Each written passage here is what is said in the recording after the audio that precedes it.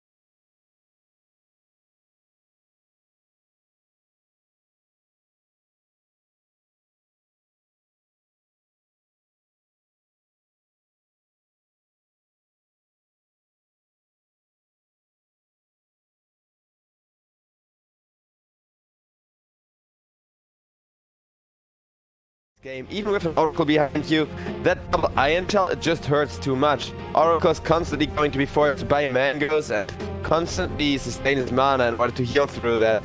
So not only do Execration pick up a relatively strong hero of their own with that surge, with that just being such strong spells nowadays, but also they kind of block that Clockwork Darkseer combo, which we have seen just dominate lanes throughout this tournament, really.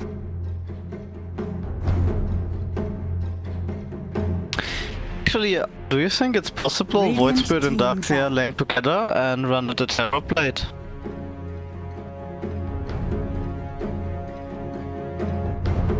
Huh. I wonder if it would be decent. That. But I wonder if they want to make Darkseer like position 4, because I feel like that hero as a position 3 can really be like very broken at a given point.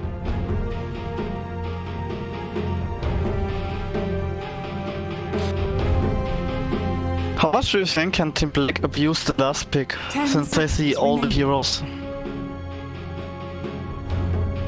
5 seconds remaining. I don't think it's gonna matter this much, honestly. Okay, it's an Ember Spirit last pick, so it's gonna be an Ember Spirit mid with a Faceless Void safe lane at the Void Spirit off lane. Okay, so it's gonna be the Darkseer Void Spirit lane you mentioned, but they just run at people together. I mean, with the Void Spirit shield and the IHL, he can definitely just make the most out of that Darkseer behind. 5 seconds remaining. He doesn't really need the surge, which is also really great, or at least once he hits level 6, he doesn't really need the surge, because then Darkseer can use that for himself, can just walk away from the lane, while the Void Spirit comes behind him with like a Void Step to dissipate something. But Team Black, I mean, can they pick up another core here, or would that be too greedy? I feel like they're lacking a front line. Well, that is going to be a front line. That is going to be a great pusher. So Team Black do pull that. They can definitely take those towers, definitely punish people that way. I'm not sure about the Beastmaster. I feel like his minions are gonna instantly die to like the jumping Ember Spirit with Iron Shell or like the Void Spirit and stuff. but maybe it's a really good lane against the Faceless Void. But I don't know, I really like the draft of Execration. They have like so much run at enemy potential, also so much burst damage. I can easily see that Terrorblade die, but on the other side they get like 3-man coiled, and Beastmaster pushes them out of the coil with his ult, and Terrorblade is like hitting them all the time in meta form. It could go really bad, but I don't know. I'm actually rooting for the draft of Execration here. I think it's way better. I think the Oracle Void combo is just so good, and what Spirit Ember Darkseer running enemies is insane. They literally have like 4 heroes that have insane magical damage. So if they just kill enough people for the Void to get big enough, I can see this Void have like the best time of his life.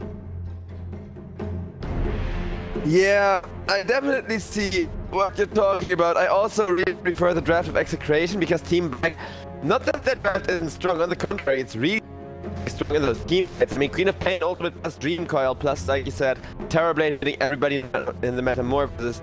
It's freaking insane, but the thing is, it's hard to execute. And so far, all games between these teams have kind of just been won by the side of Team Execration, so I feel like Team Black they have them because Execration have proven over and over again to simply be the stronger team when it comes to mechanical skill and when it comes to team play. And I wonder how Black are gonna play around that. I wonder if they can get that Terrorblade online. But they really have their work cut out for them, and if they end up winning this, then it will just go to prove that they played a lot better this matchup.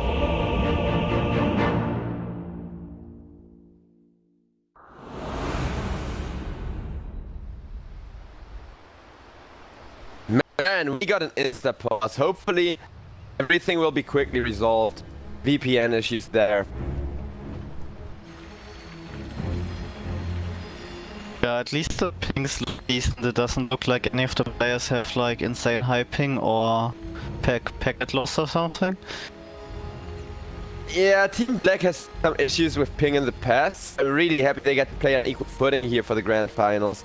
And man, I don't know. I'm really just curious as to how Team Black can pull this. Because honestly, the thing is too, both teams kind of have those big ultimates to play around. The Queen of Pain ult up against the Void Chrono, and of course the Metamorphosis. But I don't know, I feel like there's still too many heroes that can fight at any given time. I mean, Ember Spirit, Void Spirit, they don't really care about cooldowns. Neither do heroes like the Puck, like the Clockwork. Well, Hookshot, especially the first level of Hookshot, has a pretty long cooldown. But other than that, both teams are always pretty much going to be ready to fight up until the point where the Terrorblade really needs to have Metamorphosis because he's the safe lane carry and all that. But the same applies to the Void, so then it's gonna be chrono timing as meta timing.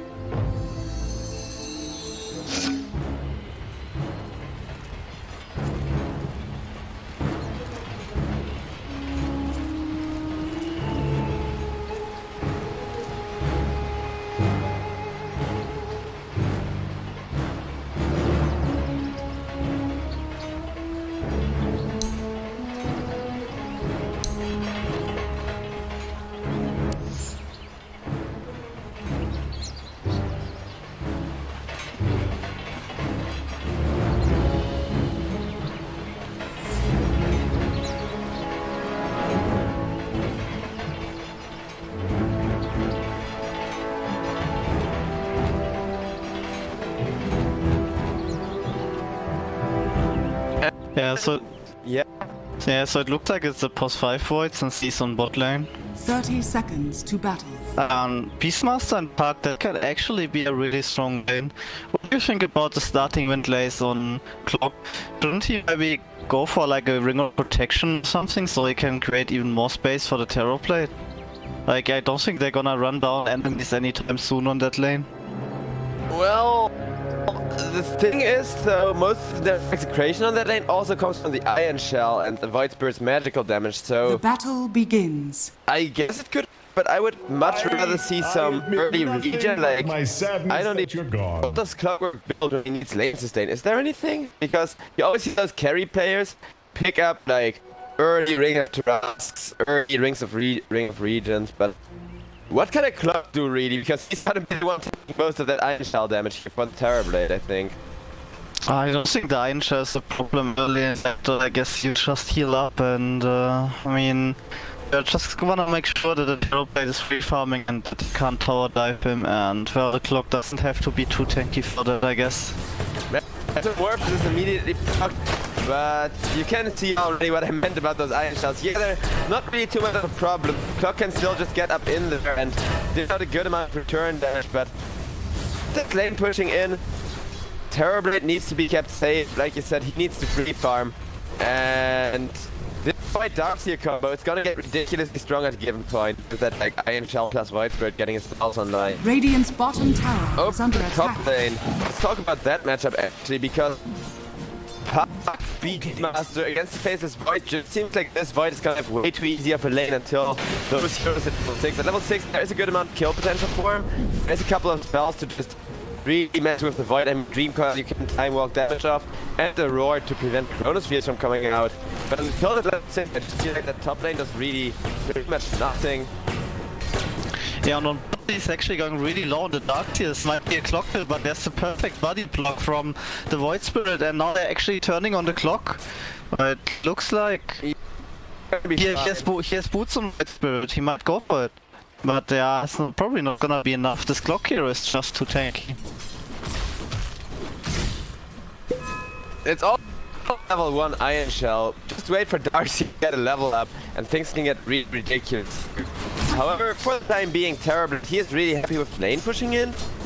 He is sitting safely under his tower and farming. And Darcy, back in the day when he was really popular before people had forgotten about it for more than a year, he also just was one of those heroes where you get a crazy strong position 3 going that some early Guardian Greaves pick up a super early pipe and stuff like that in exchange for having the opponents can pretty much free farm. So Execration may be risking a lot by putting the Darkseer up against Terrorblade, because Terrorblade can make so much work happen with that farm he's getting right now.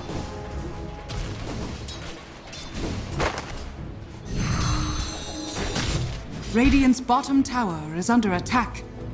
And looking over at the mid lane for a second, this Queen of Pain, she is actually left sitting ahead of the Ember Spirit by quite a bit. I mean, Ember not the best lane against the Queen of Pain. He can make dupes, he have fist dodge, a couple of those Queen of Pain daggers, but altogether it's still a very hard lane for him, because Queen of Pain always has the magic to just kind of deal with him till he puts the third point in the Flame Guard, and even then, it's not gonna be his turn to make aggressive plays happen, to really go and push the tempo in his team's favor. This Queen of Pain, if she comes online and the Terrorblade comes online, I could very well see some insane stuff happen here at the bottom lane once the first mid lane rotation comes on.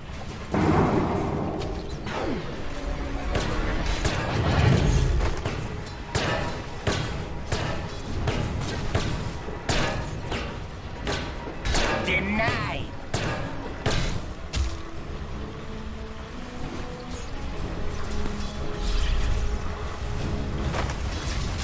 And looks like this bottom lane is really just gonna be Terrorblade with an infinite amount of creeps under the tower. He's really happy about this too. I mean, just look at freaking RPK fan farm right now. Sitting so far ahead of the Void. The Void supposed to be having a relatively free lane, and the Puck just gets nuked there by the Oracle. Out of A huge amount of damage to the face. That was my preferred. You get nothing. Regeneration. Yeah, so right now Team Black, they're super happy. The Terrorblade is free farming, so this Clock is kinda doing enough. Like, I feel like if you're gonna play the Darkseer lane against Terrorblade at some point, you're just gonna run at him and tower dive, but he's free farming here. Meanwhile, the Void, I mean, he's free farming as well, but he's having a kinda more rough time. Dire's middle tower is under attack. He is taking a lot of damage, and this Oracle does have a lot of work to despite this lane with very little kill potential as of yet. It's not about kill potential, it's about the fact that he has to constantly be built up, constantly be regained up. That's just wasting so much, well, mostly just mana from the Oracle, thankfully.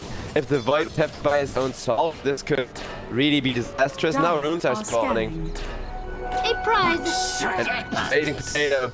Oh, he's actually almost going down as the Queen of Pain decided to toss a dagger at him, but Radiant's Darkseer middle tower going to walk is under off, attack. going to be just fine. Has Surge too, so for him, Walk of Flames aren't really all that important. So, Never refuse. so the Void is going for a super interesting build. He's actually having 2 levels in time dilation. Do you think that's worth it, getting more than 1 level?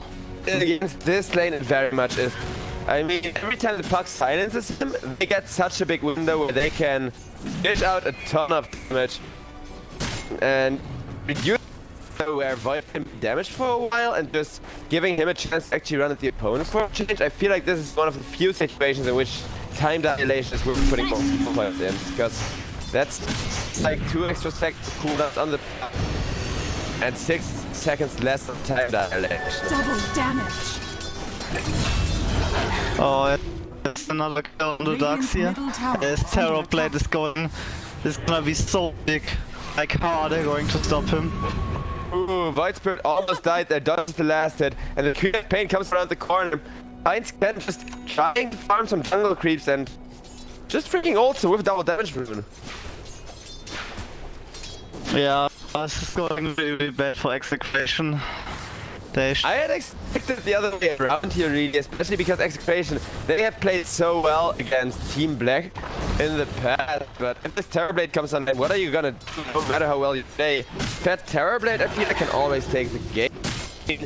Yeah, against the Void's kinda gonna be close, but yesterday too, we saw the last series where Terrorblade against Void showed to just kind of be a bit of an equal matchup, as long as you time the Metamorphosis run and the Thunder up on the Terrorblade. If you get Chrono and then come out of the Chrono with just a tiny bit of health left and immediately Thunder somebody, you can definitely just insta-kill the Void. Radiant's bottom tower is under attack.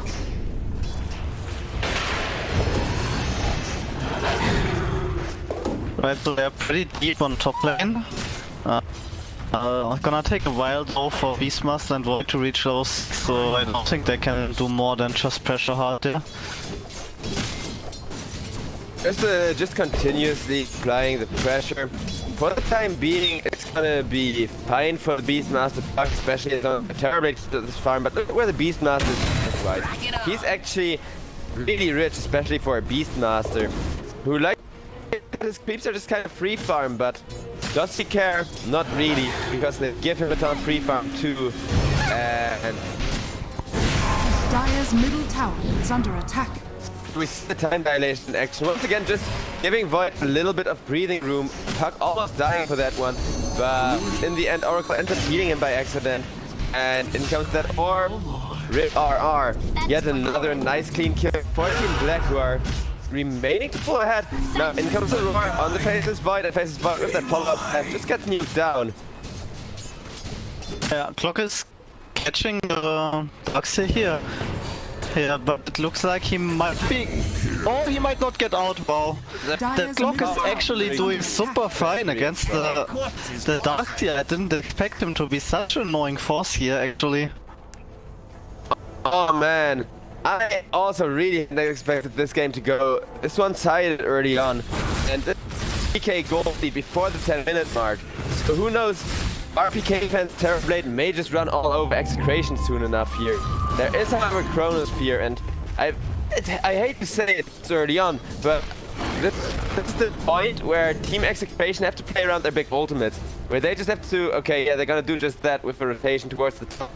Going full well, they got the Chrono already, need to first Chrono into a kill, Darkseer was down on the bottom lane again, but there's that first Chrono onto the Beastmaster with a follow-up snare, with a ton of damage. Yeah, but meanwhile, the Terrorblade got another kill on Darkseer since the Clock is just shooting him into death and he took a free tower, so this form and rotation for Beastmaster while they kinda get the same and get the tower. Not sure if that's good enough. Yeah, I don't think so either, but they are at the point where they can just throw the Chronosphere to get reliable kill going on the Terrorblade.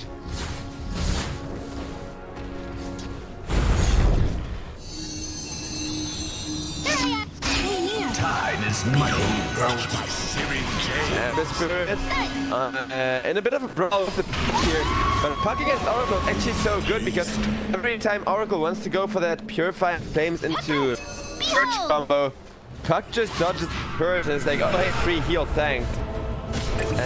And Oracle, he gets roared up, he's gonna die for that. Poor Goldie from the side of Team Black who are just stomping this. Down goes the Void Spirit as well. Double kills the Beastmaster. Team Execration, they are struggling so much on all three of these lanes. Oh, this Beastmaster is going so big right now. I don't really have any solution for him running at their buildings. And they're getting the mid tower here, and I don't know if you can give up mid tower this early if you have like such an aggressive lineup. Dire's structures are fortified. Well, the good thing is White has infinite late game potential, but this Beastmaster, he is really benefiting off of that push. And what do you think about his build? Not even going for a Necro just yet.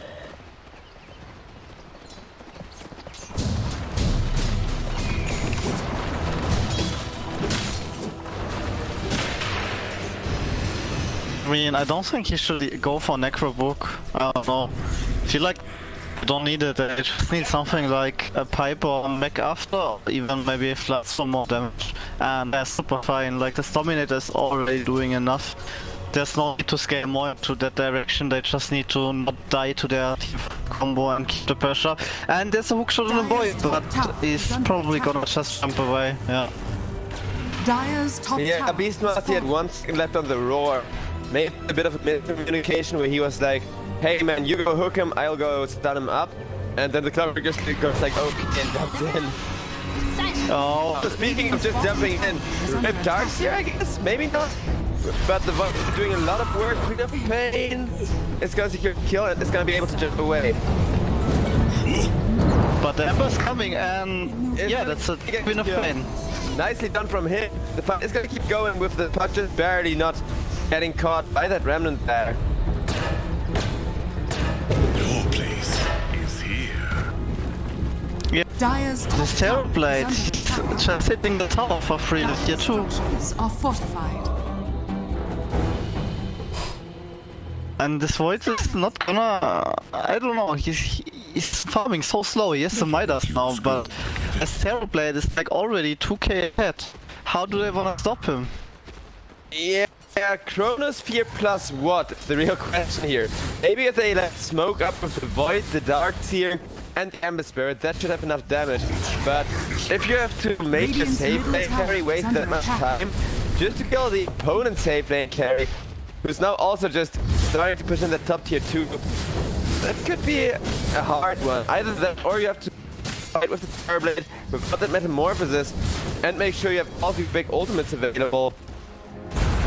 Oh man, this seems really hard all of a sudden. For the side of Team Execration Are here. scanning. Yeah, but there's a dash on mid and they get the block.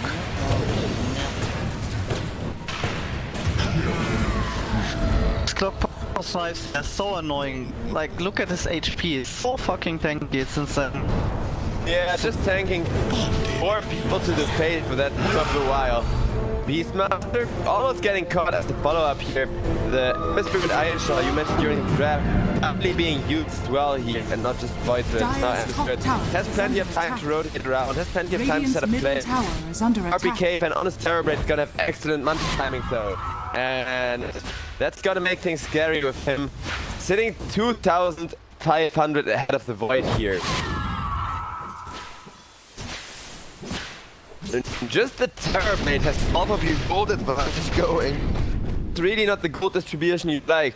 Because sometimes gold advantage doesn't really matter. If all this gold would be on a Beastmaster, I'd be like, yeah, who cares? In 10-15 minutes this Radiant's Beastmaster's middle gonna fall tower off is under anyhow. attack. Not gonna happen to Terrorblade here. He's just gonna keep on scaling at the Void. He's gonna go for a Maelstrom, make Radiant's farm a little bit bottom tower faster. is under attack. I really like the Maelstrom on Void just because of how well it works with the Aghanim still. But I don't know, they don't have damage. Yeah. In my opinion, they need the MKB so they can at least kill someone off in the chrono. And looks like another kill on the Void here. Oh, Dream Coil, Hook Shot, Science, Clean Up Pain, all that is committing everything to make sure it goes down. And Oracle also just didn't get pulled there. However, Terrorblade, he got killed up by 3 people on the bottom lane.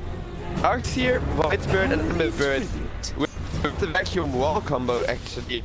Setting up a nice solo kill with Terrorblade. I mean, I don't think it's enough at all, but at the very least, to keep Execration in the game a while longer.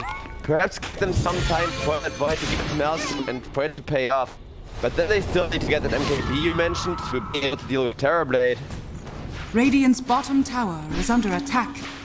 Radiant structures are fortified. And by the way, like I told, the Beastmaster's going for the pipe now. And the moment they get the pipe, like it's gonna be so hard for them to actually Radiant's bottom tower is kill off falling. Team Black. I would like the Vlad a ton too actually. Hey, maybe he's gonna go for Vlad after. I don't think they need it, they already have enough damage to kill them off easily, they just need to survive. Well, so nice still an RPK fan, especially as he now has his monster Dire's completed. top tower May is still under be very attack. comfortable. Because this Terrorblade, look at how much damage he does, 150 damage. Despite clicking in his not metamorphosis form. Dire's courier has been killed. And it looks like we have another fight initiated on the clockwork. Radiant's Nice middle beam tower is under preventing attack. anyone from chasing. And Execration, all they did was waste the Dream Coil cooldown with like a 4-man rotation. Actually, a 5-man rotation because it was on the Void initially. Void, he's gonna have his Maelstrom at a decent time, but that's not gonna help him kill off the Terrorblade. That's really only going to help him farm, and it's not going to do much in the team fights either until you get an Aghanim Scepter. With that Aghanim Scepter, you can actually just keep that item for the remainder of the game, I feel like. It's so huge what we've seen the Void, Maelstrom, Aghanims build do, and I do feel like I'm gonna really take that up because man oh man is that build strong, but here, even if he were to get an Aghanims after, that's not gonna be enough to make that Maelstrom pay for itself. That's a really good build if you're ahead, if you just jump into 2 or 3 people and dish each of a huge amount of magical nuke, but here it's just gonna be Black laughing it off, especially with that pipe being completed on the Beastmaster soon and the Terrorblade. So I don't feel like the Void should just go for early Aghanims here either, no matter how great that item is. Because he most of the time has to run away and not at the opponents here. Also Beastmaster, he's gonna leave it at a hood and then go into a medallion here that he's gonna upgrade to a Solar Crest as soon as he can afford it.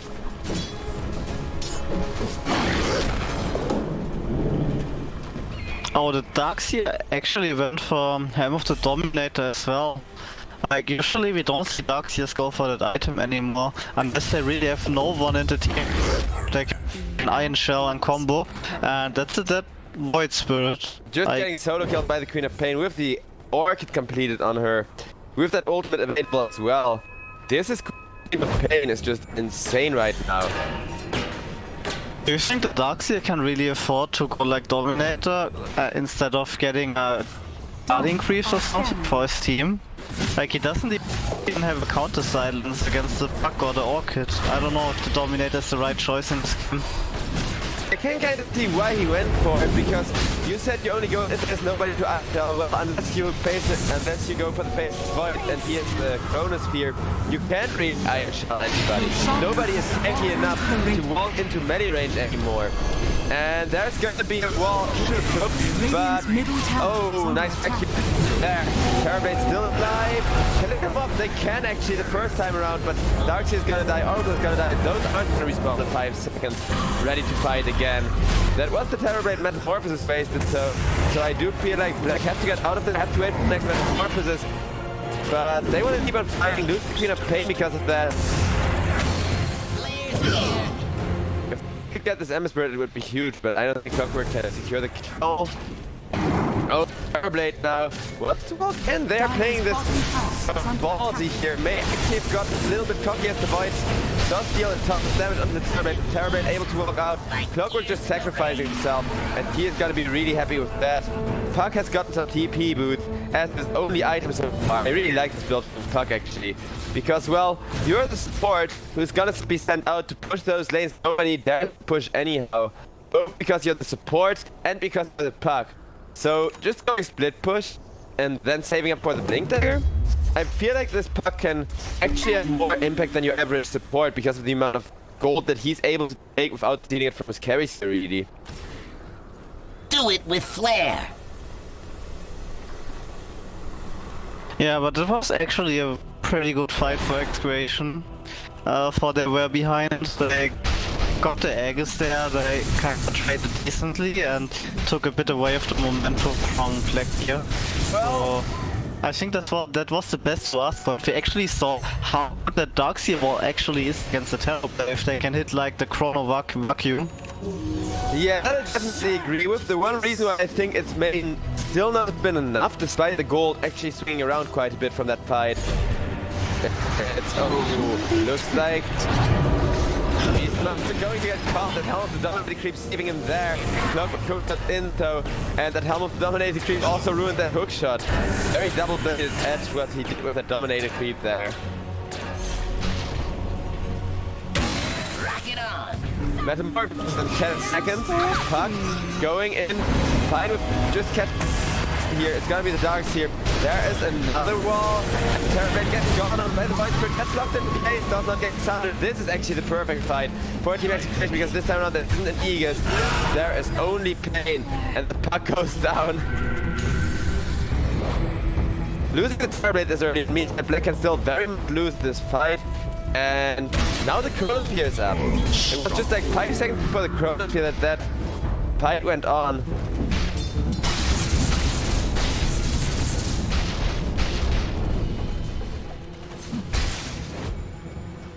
We're gonna be Execration finally able to push, finally able to take a couple of towers. It's only a 2k gold lead now. Radiant structures are fortified. And do you think Execration have just proven that they can answer the Terrorblade here? And do you think they're actually confident, or do you think they may have still just given the Terrorblade too much space and it's still gonna be a very close game if they continue at this pace for Execration? I think they just took some bad fights, and like, look at Terrorblade, he's 400 gold away from the BKB and he died 2 times before finishing that item. Maybe they just threw some unfortunate fights, and well, the TPS BKB, the fights might go a little better.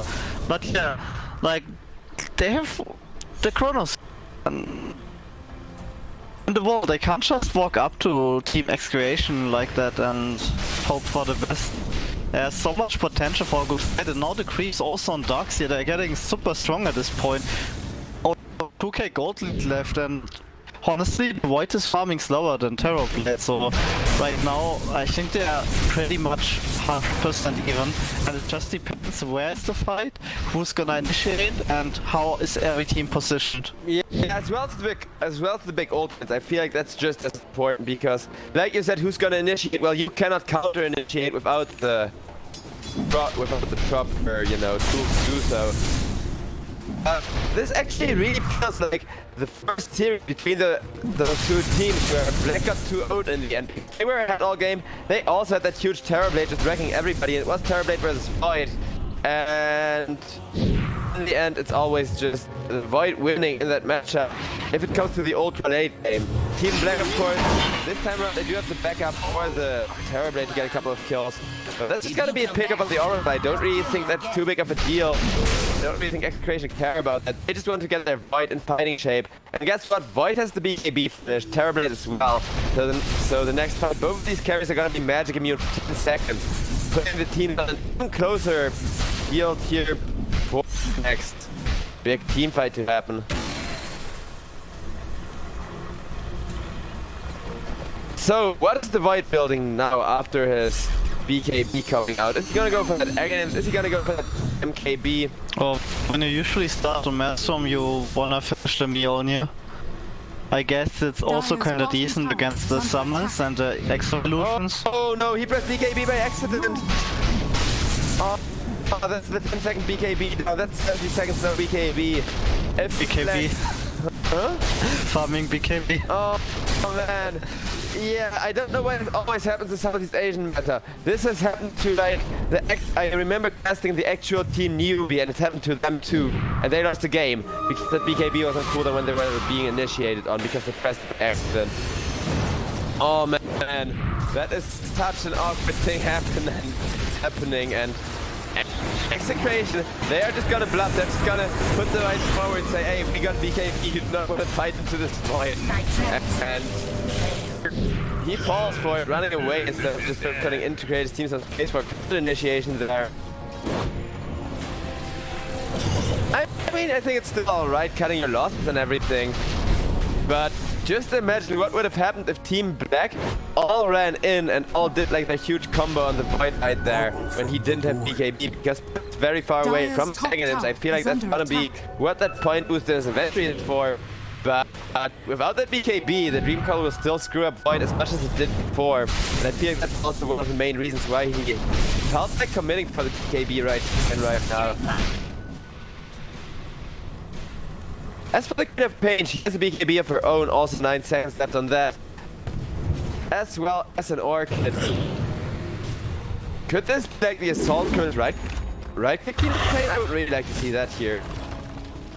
I mean, there's kinda only 2 item builds in co-op. You go Orchid BKB into either Soul Cuirass or Shivas, depending what you need. But I would probably prefer the Shivas. Because that attacks reduction is really big, and now they're actually looking for some kills here. Structures are fortified. Dire's courier has been killed. And it looks like nobody's going to get caught by the smoke.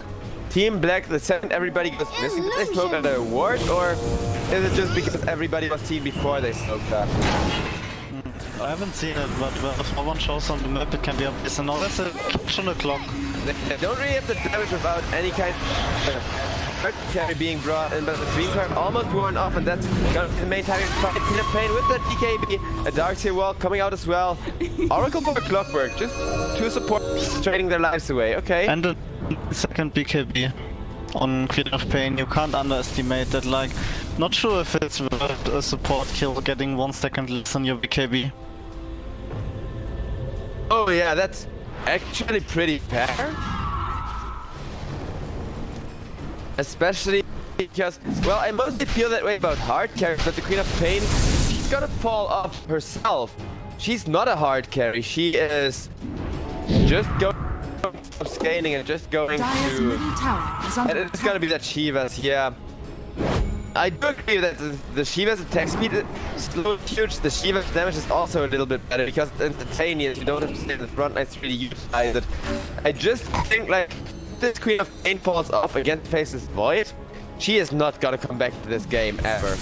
You like just need to think about everyone minus 45 attack speed. That's like 5 people minus a hyperzone. Imagine that. That's like 10k net worth. Like Shivas is actually such a good item this patch.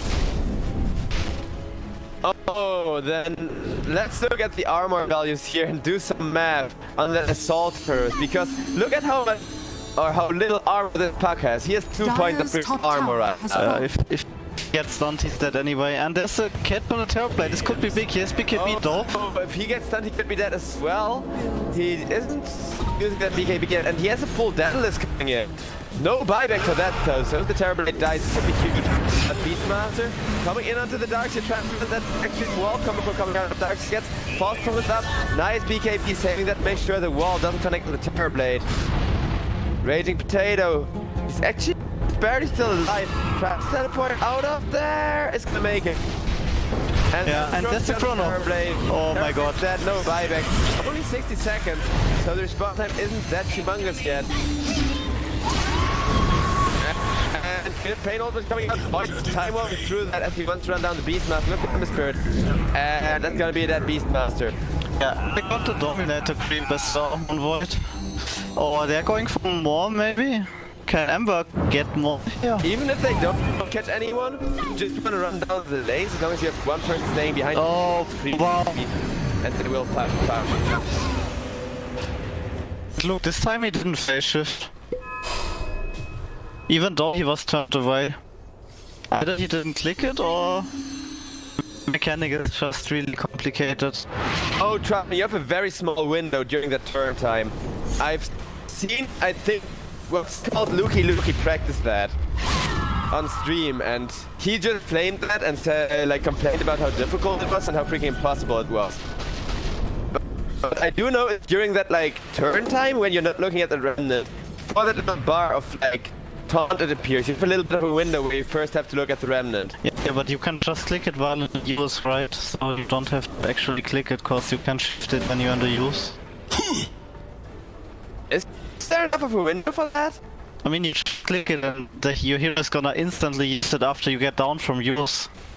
Wasn't it you that said that not shift clicking but spamming can be faster because the Dota script that like 30 ticks per second? You're kind of not doing anything while in use. You can give your hero the next move to do after use. Like when you're used, you can just click B key and then go grab a beer. And when you get down from use, you're instantly in BKB if it's possible mechanically. Huh. I mean, maybe it's how far you're turned away or something, like all about the angle. Because if you have your actual back to the remnant, then I've seen it work like consistently yesterday, amongst a lot of curse words, or the day before yesterday. That may also be possible. Let's see. I mean, how is this gonna go? We can mess around with that Void Spirit Remnant early or after this game, I mean. But for the time being, it's gonna be back with 3k gold lead against the Void, who has Chrono up in 9 seconds. So in 9 seconds, the action is gonna continue.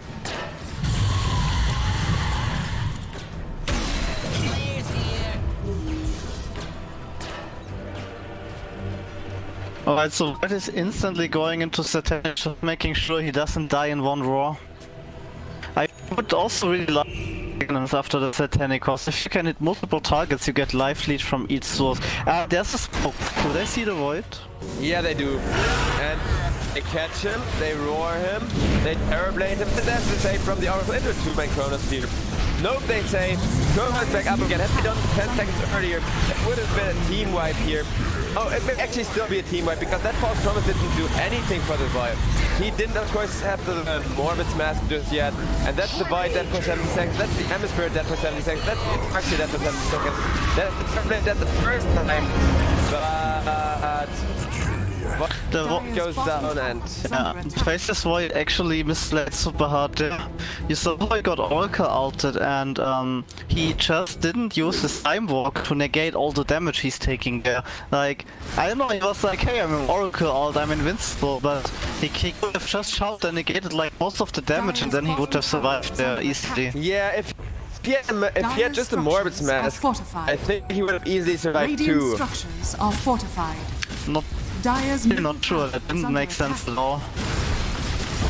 Like, this is actually a really good fight for Execration. They wasted like the stuff on Void.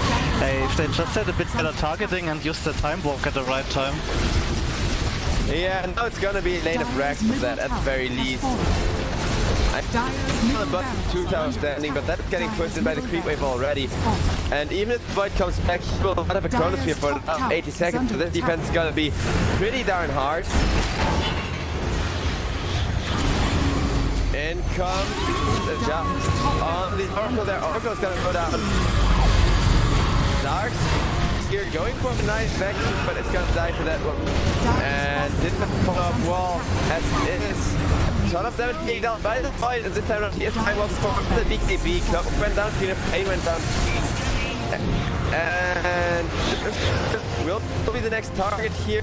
Maybe Ember Spirit is gonna finish the man fight up against Clockwork first. But Clockwork keeping the Ember Spirit contained still pretty darn valuable. And that's just 3 people for like 1.5 day of Rax at the very least.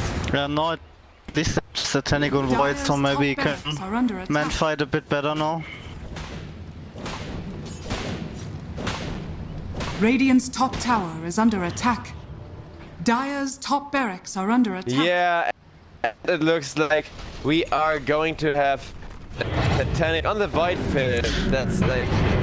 I'm just not sure, like, they have no damage for the Terror Blade. Like, can he really afford to go Satanic when he has no MKB yet to kill the Terror Blade off? Like, look at him.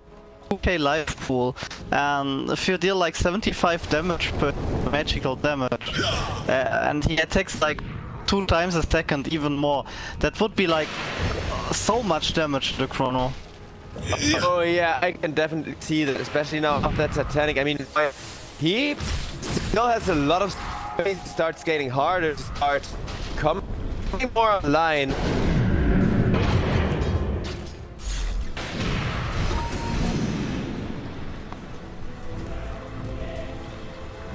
Yeah, Tibina also opting for Titanic, but I'm not sure it's gonna help enough in the chrono. Well, the extra health pool with 37 points of armor is not bad at all. I feel like, if you well, would the Heart of Grass be an option here otherwise, or do you think it's Titanic or no like strength item at all for him? I guess Guardi is also an option, maybe even the Aeon Disc was really the only way he dies is chrono, and he kinda has already enough damage. I'm gonna disagree on that Aeon Disc. Not only because Terrorblade is gonna be carrying less hard than the Void, because Void has a built-in double attack badge that's so freaking powerful, but also because there's gonna be the vacuum wall. Okay, maybe not if they kill the Darks yet at the beginning of every fight, but you're going down here. Because I feel like the vacuum wall is still too much of an issue otherwise, and you want to life steal through that. But Void in the corner should be taking a lot of damage himself, time walking it all up, but it's taking the same damage again from the Terrorblade with a couple of like super huge crits. Void probably is gonna be forced to buyback. It isn't straight up GG. Oracle with that Orchid from the campaign is gonna melt, and that's a buyback of the Void. He needs to jump the Terrorblade. If he does not jump the Terrorblade is just gonna tear them apart. And well, with the BKB, he can't jump the Terrorblade really.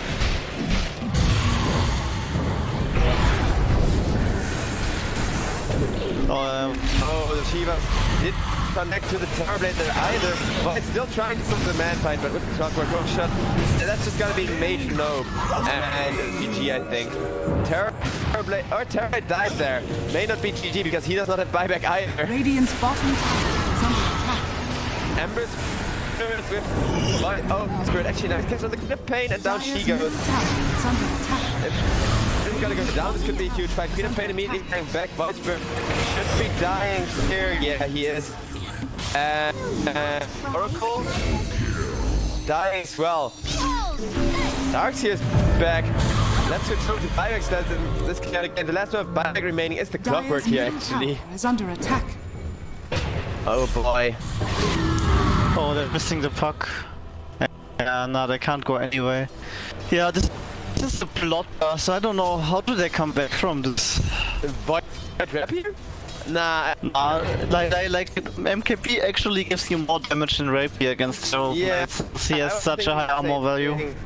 The thing is, if Terrorblade just wants to continue playing this cocky, he can just go last item Butterfly and use that to finish really.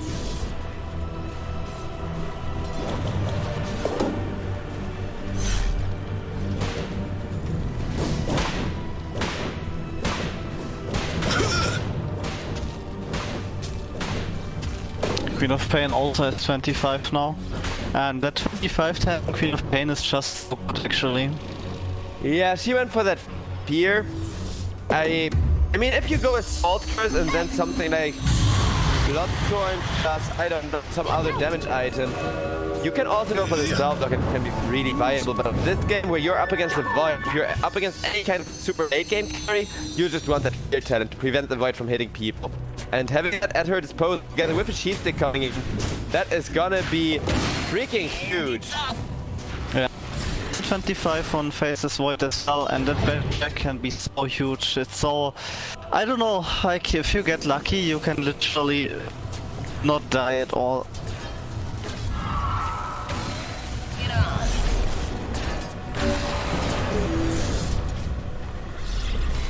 Oh man.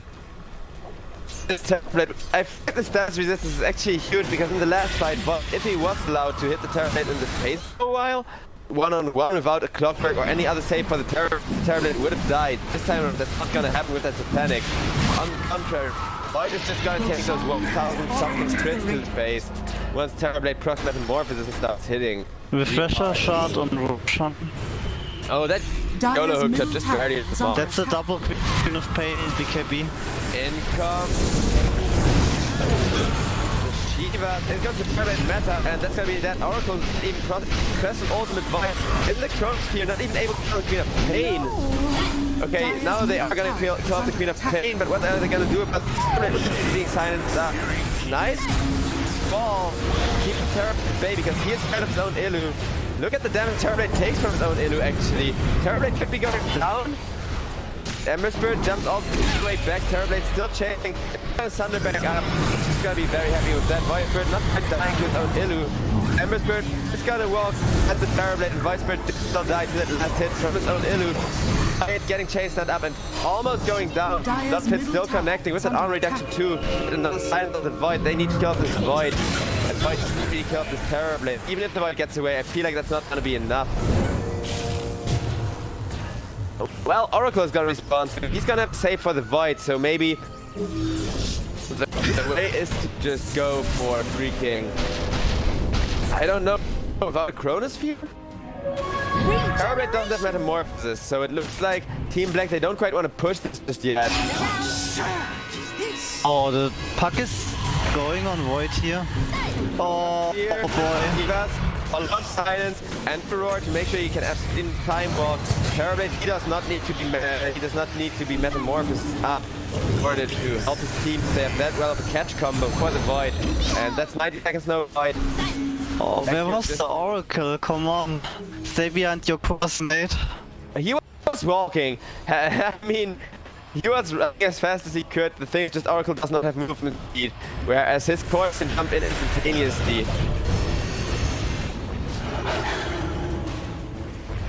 Oh, but this looks like without the Chronosphere into an Oracle ultimate, it's just gonna be like a lot of fight every time. Darkseer will coming out, he has an Agonist. What do you think of Dark's Agonist? I actually don't think it's that powerful.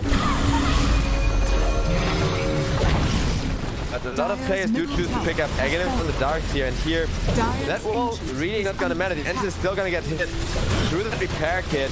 72 health regen, and they're just making short work of it. Not any short arm reduction either. Queen of Pain, double ulting the Oracle. They mark it up, it's gonna be enough damage in the base. No, not quite, but it's the engine they want. And they get there. PG gets caught there.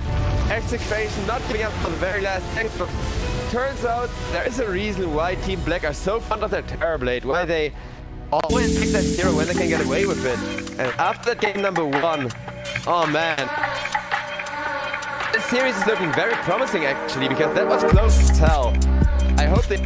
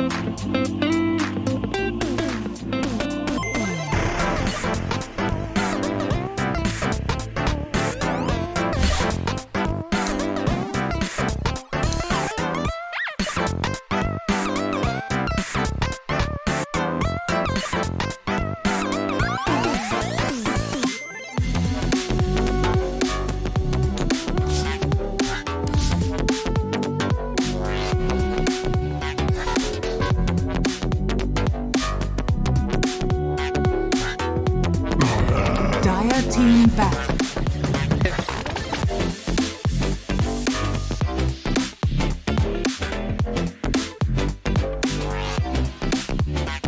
Okay, I can definitely see why his first pick material. Those Dream Fight coils were huge. Then again, you're not always gonna be against something like Void that completely gets shut down by the Dream Coil. So yeah, that could become a little bit of an issue. Radiant team back.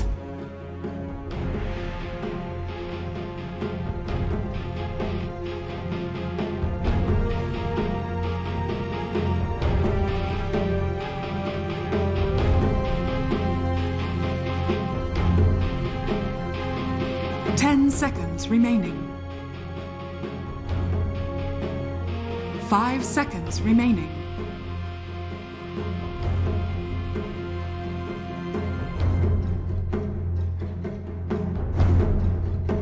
Dire team banned. Invoker getting banned out against Team Black. Team Black banning that Faceless Void, as that was still way too strong of a carry for them. Even though I don't feel like you necessarily need to ban that here with a puck already picked up. You do have one of the better counter picks to it already secured, and that puck do a lot of work. But it was all about the synergy.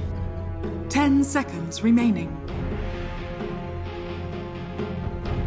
5 seconds remaining.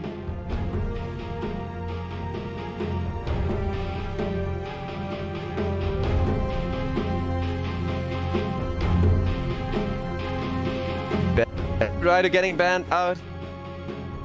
All of these teams just drafting in a way that a lot of carries are being shut down with no carries actually being picked up yet. I mean, Team Black, I don't think they want to ban that Terrorblade. On the contrary, they may very well first pick that in the next phase if it goes through the draft long enough.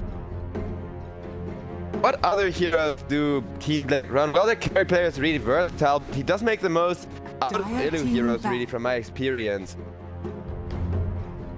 Radiant team ban.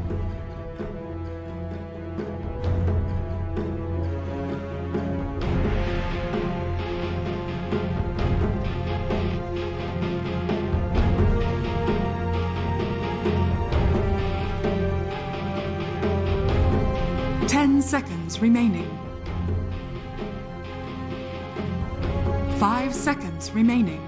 TB is getting banned out by Execration. So they have learned that lesson the hard way last game. And I mean, yeah, RPK fan, you really do not want to let him pick up something like that Terrorblade.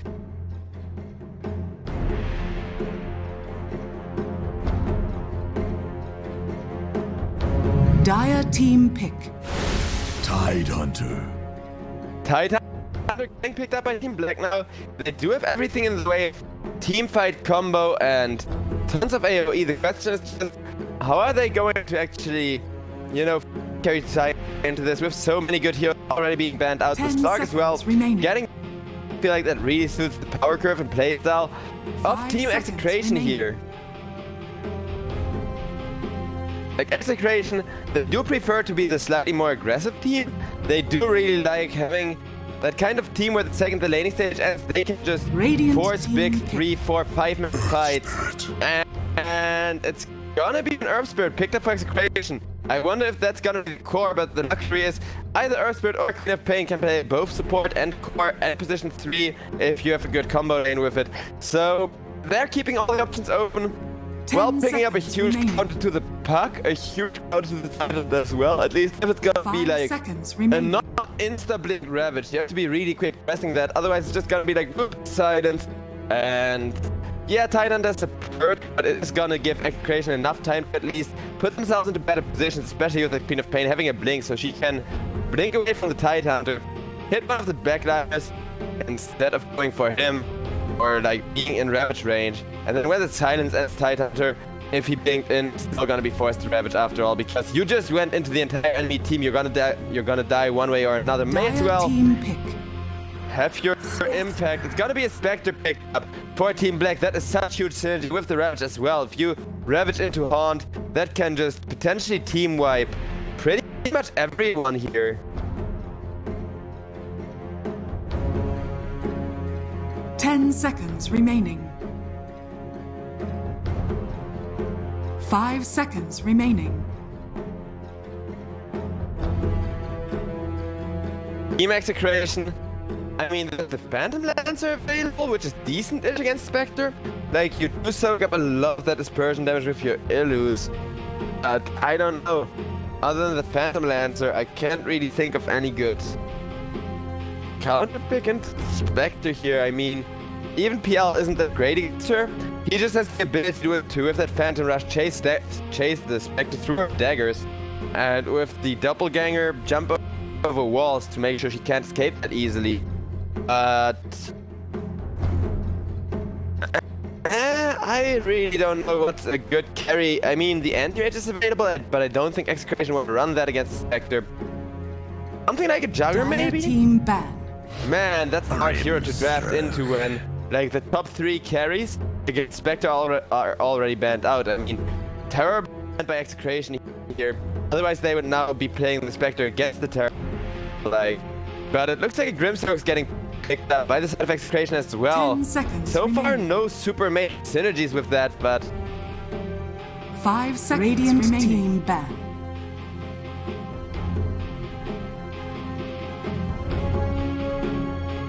Dire team ban. Radiant team ban.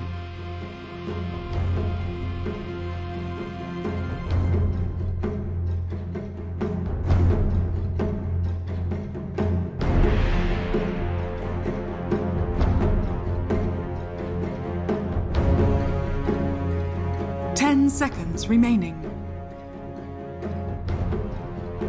it 5 looks like seconds Void remaining. Spirit is getting banned out as well. Last ban from the side of Execration here.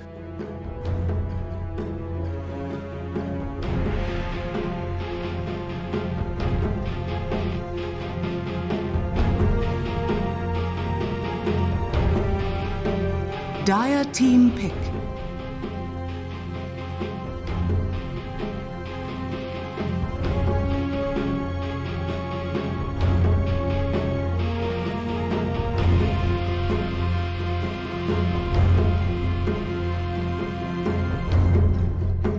Seconds remaining. 5 seconds remaining. Urza. It's going to be the last ban from the side of Team Black. That could have actually really worked out well for them because, well, Dispersion's still a huge team fighting tool and still huge and just any kind of a carry 1v1 as well. Urza has an ultimate, so he can just press R. That's when he deals most of his damage, and it's also gonna be when he deals with that dispersion damage. So, in regards of what the Urza ultimate does, this would have been a really huge last pick. But let's see what Execration are gonna go with instead, and this is looking like a super favorable draft for Team Black so far. If they don't fall off early on, because, well, Team Execration, they do have a good amount of aggression.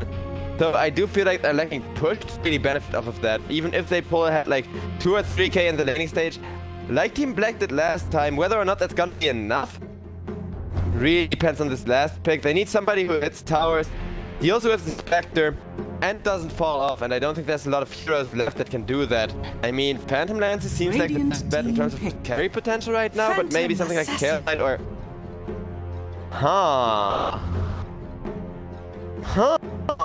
I'm not sure.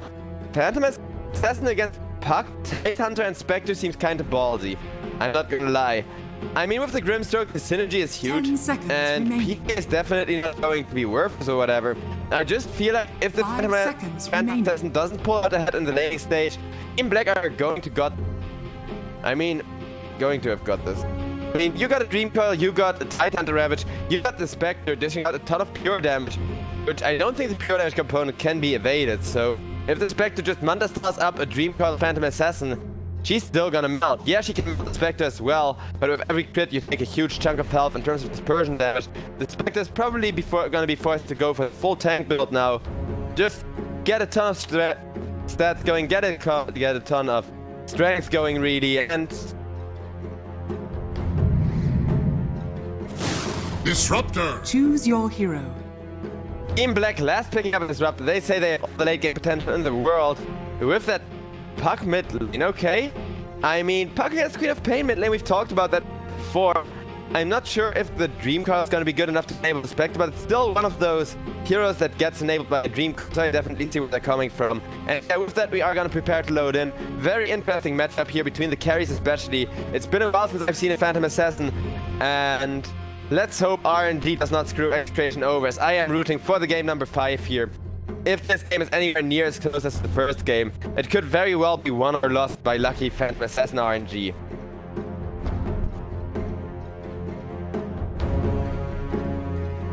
Ten seconds remaining.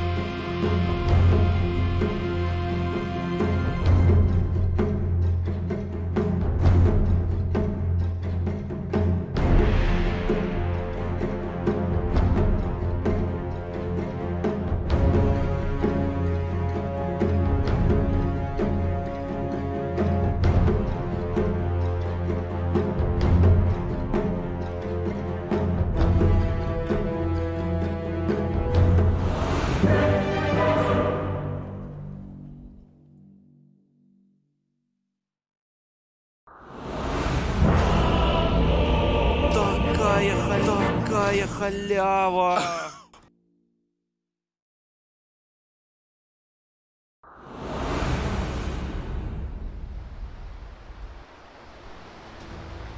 And it looks like we have to load into an Instapot here. Oh man, that's frustrating. Also, I'm really curious to see what this Tidehunter is gonna build. As for the side of Execration, this game, I don't know. I mean, it's gonna be kind of the mid-lane Queen of Pain, which is weird. Rain Potato Ember Spirit. I'm curious because Ken, he is an insanely good, like one of the most high skill Earth Spirit players who really knows what he's doing.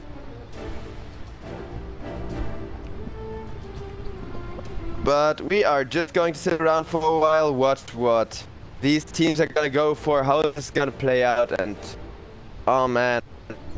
It may be a very quiet laning stage too. I mean, for Phantom Assassin anyways, she does not really have a lane until level 6. And then level 6, once those daggers can crit and everything, she can just randomly jump people, go for an insta-kill that way. Meanwhile, this, on that puck, if he falls off, he can also really struggle a ton and end up not having a good game really. So I don't even feel like this game is gonna matter in terms of like the safe lane for the side of black all that much. This Spectre, she can fall off and she can come back with that like Ravage plus Haunt, with that Manta style just giving a ton of pure damage. You have your damage kind of built in, you just need that one item to enable it. A little bit like the anti-mage, but with the difference that Spectre needs less items to really come online, to really start snowballing.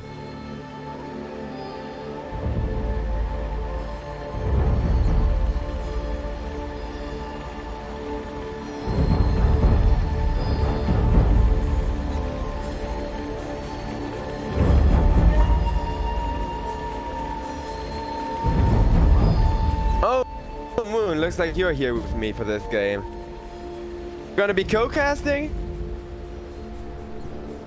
Yeah, because I've kind of run out of stuff to talk about. These lineups are highly interesting, and there is kind of, you know, a lot that could happen.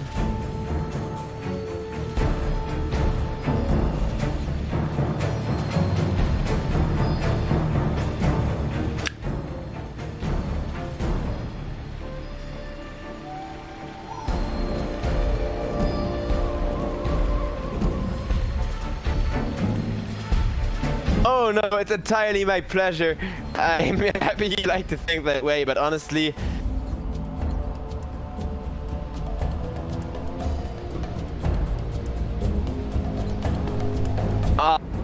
thanks. It's just been an awesome tournament. I mean, I get to watch some of the most hyped Southeast Asian Dota all day, all night.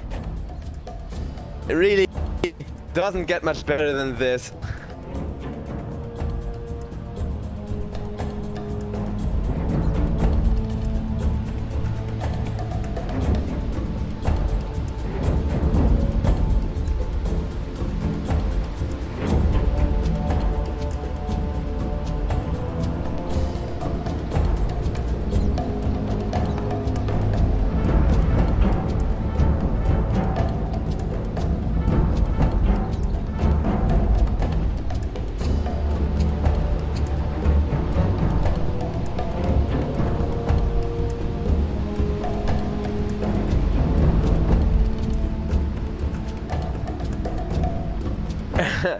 Yeah, so you're gonna have an all-out war with the trolls on your hand here. I mean, for the people who don't mind, who are mad about the music or whatever, there is the Dota 2 client. I am in the ticket after all. Everyone can watch it there for free.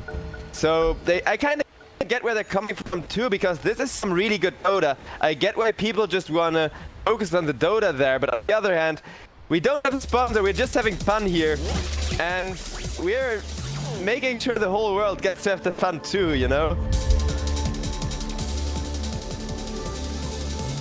And see you later, nerds.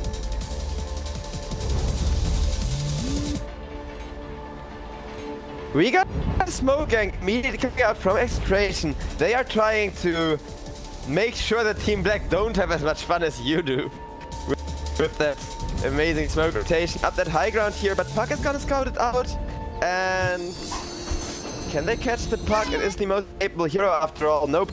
Boop. That's a big rotation, just wasted here. The good thing is they rotated over to the top part of the map, so 30 seconds. can go for a lot prettier off a dive, but I feel like they're just trying to waste region now. Suddenly there's a Tide Hunter peeking around the corner, says hello there, and Clockwork has to run out of there, wasting a ton of his own regen.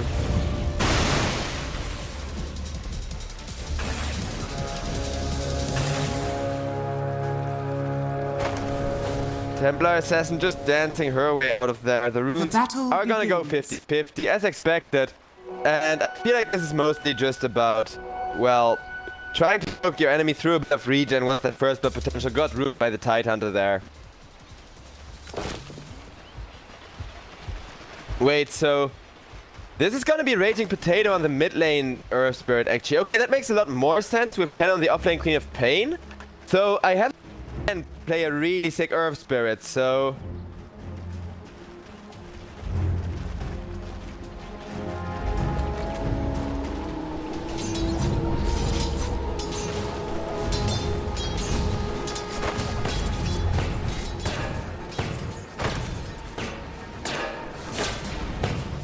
looks like for the time being it's gonna be a quiet laning stage. I mean, Templar Assassin, Phantom Assassin, I mean, we've seen so much Templar Assassin and no Phantom Assassin. I may mess that one up a couple of times, but until level 6 she does not really have much of the laning stage, especially against the Tide Hunter.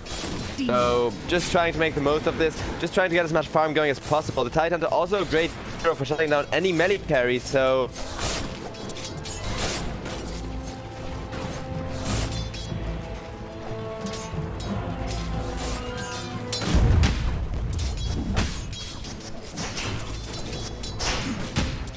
yeah, this Tide, he doesn't really have to worry about too much, but he does not yet have level 2 or anything. He doesn't have an Anchor Slam or a point that Kraken Shot. Looks like Execration are trying to use that for their own benefit right here. That's gonna be the first going to the Phantom Assassin, who really likes just getting the first blood going for herself, because look at how much trouble Disruptor is now. Second she hits level 2 and Disruptor hasn't gotten his level 2 yet. He's just gonna be a free kill. That's just freaking brutal in that regard. Spectre, meanwhile, she's having a pretty quiet day and she just gets to farm. She doesn't really mind the Queen of Pain despite the ton of harass. Especially with that one early point. It is Persian being put. And like kind of counter push this lane. Actually run Ken out of the lane here too.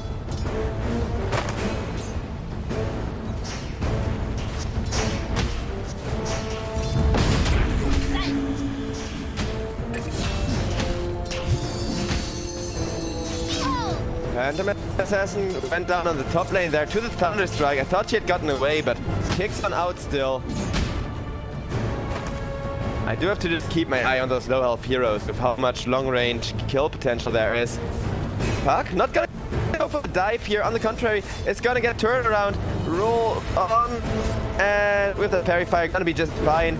Earthbird, I mean, he manages just to waste a lot of Puck's resources, forces Puck to go for that Fairy Fire activation. And the Queen of Pain not really having any fun in the bottom lane. Spectre, if it wasn't for the Phantom Assassin just pulling this far ahead in terms of kills, going 2 for 1 really, that would have been perfect lane for the Spectre up against the PA where she does not have to be worried. But now this PA once more, she wants to push the aggression with the Grimstroke, actually going to be able to do so as Disruptor goes down as well.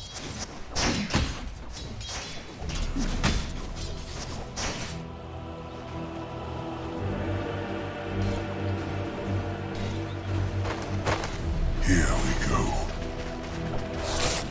Yeah, I mean, if you look at the gold advantage, though, it's not even looking all that great. But Phantom Assassin, she'll just keep going. She says screw it. And I feel like maybe they should go for a lane rotation because this Grimstroke, he's too strong against the Disruptor. The Disruptor just doesn't get to defend himself at all. And Tidehunter, still only at that level 3. He did put that value point in the Kraken Shell to make sure that he can deal with Grimstroke's harass, but not able to shut down Phantom Assassin at all successfully without that Anchor Slam. And I feel like you need 2 or 3 points in the Anchor Smash for it to really matter.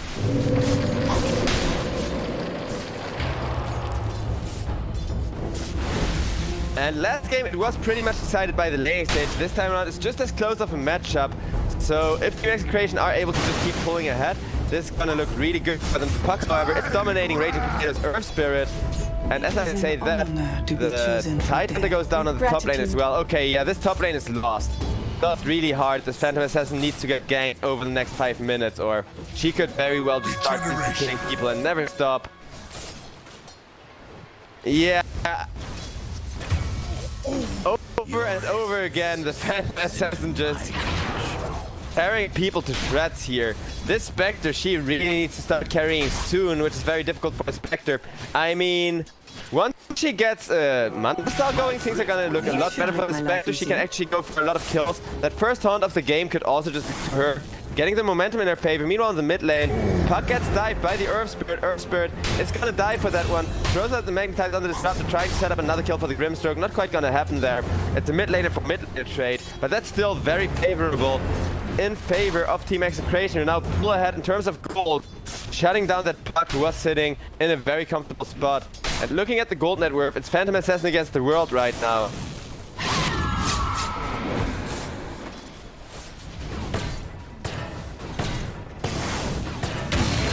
This bottom lane Spectre is still having too free of a lane and needs to get ganked. But if there's one hero known for making big ganks happen early on, it's the Queen of Pain.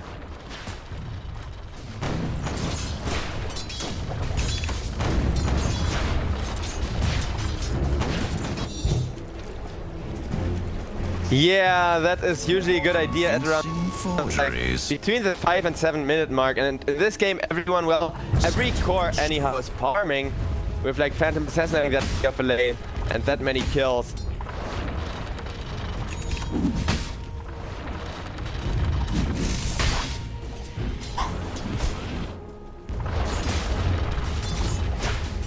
Yeah, the thing is though, first of all, these kills were all happening really early, and second of all, Tidehunter now got the Anchor Smash, so even if she has her crits, she's still not gonna be able to go for a guaranteed kill time. If that Anchor hits to the face, her damage output is just gonna be so insanely low, and I feel like that could become an issue here for this Phantom Assassin if she doesn't continue getting the kills over the top lane.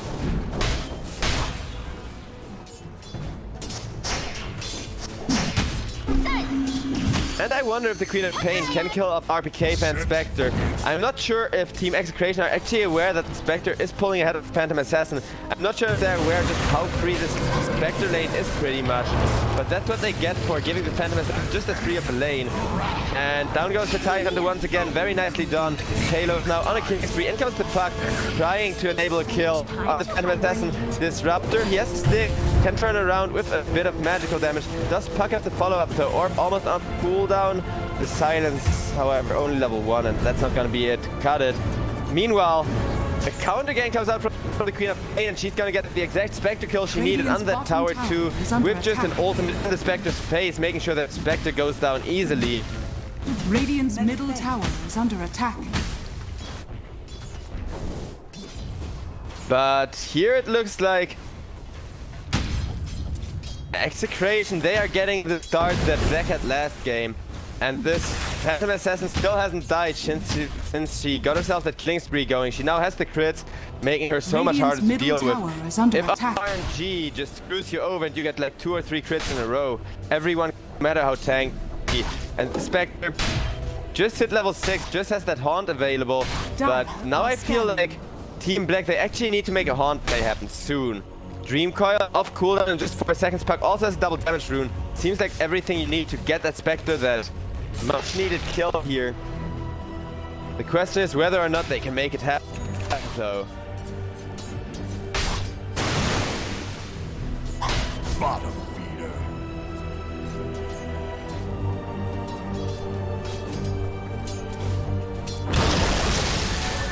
Oh, a beautiful rabbit into coil. Phantom Assassin is gonna go down, and it looks like both the Puck and the Titan will die for that. So totally not worth committing the Ravage there, so they do get the kill they need. It's gonna be a 3-4-1, and that's never gonna be worth, even if you kill off the hard carry, especially with the way those kills are being secured by Raging Potato on that Earth Spirit. Yeah, he's not playing the core Earth Spirit here, but getting a good lead going on that Tiro with that Magnetize, even from like position 5, if you just get enough experience, you're gonna carry. Are fortified. See you later, nerds. He now has a bit of an advantage against that Spectre, or well, not much of an advantage really, but in 8 seconds with that ultimate available, he will have it. And the Earth Spirit too. Oh, wait, Earth Spirit was actually a core. He's just not firing like one against this Puck really. But with those kills he did pull back to the core position anyhow. Queen of Pain now getting ran down, and the Spectre and the Disruptor is just gonna die with the silence. Very nicely done, especially because the Queen of Pain ultimate was just down, but the Titan to die for that in the top lane. And with those kills being traded, Execration are pulling ahead further and further. As the Spectre, she is saving up under attack. for her power threats, has the drums going, it's gonna go for a good amount of stats. Disruptor walking out of there, the runes though, still gonna go in advantage to the side of Team Execration here. And in comes the haunt from the Spectre, trying to get a kill on the Earth Spirit, should be able to get it. Earth Spirit is dead, haunting for the Clockwork. Clockwork finds the lucky haste rune, and that's gonna mean Spectre's just gonna go down so. The Queen of Pain ultimate connecting on 3 people means that more people could go down. The Puck able to juke out of that. The Clockwork running for his life will secure it. Won't sustain.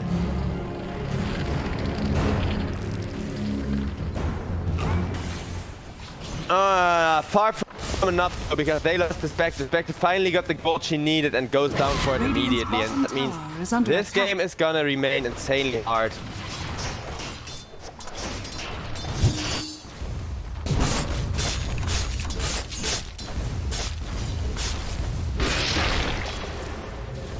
Oh man, he gets some kicks out of this game, yeah.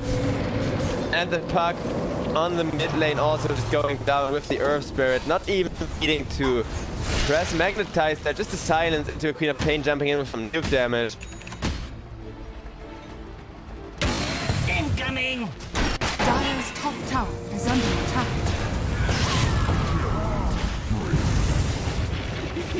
And the Disruptor, he dies. Or no, actually he lives. It was Chen sacrificing himself for the Disruptor there, jumping in front of him. As Disruptor got a good ultimate on the Queen of Pain going once again. But Raging Potato's Earth Spirit is doing some work here. And I wonder how this is gonna work out. Catch on the Clockwork. And yeah, he's just completely isolated. The Chen army still alive, so once Chen has died, As long as he has his creep to fight for him, he does not mind. Spectre, just getting some free farm on like 2 cogs. I mean, hey, that's gold for the Spectre, but Spectre needs a lot more. She needs good Manta style timing to shut down the Phantom Assassin. And Phantom Assassin is gonna opt for that Battle Fury payloads. He may not even want to farm that much, Dire's but middle just tower having is under attack. just being able to push out lanes that quickly with the blur escape alone is really huge.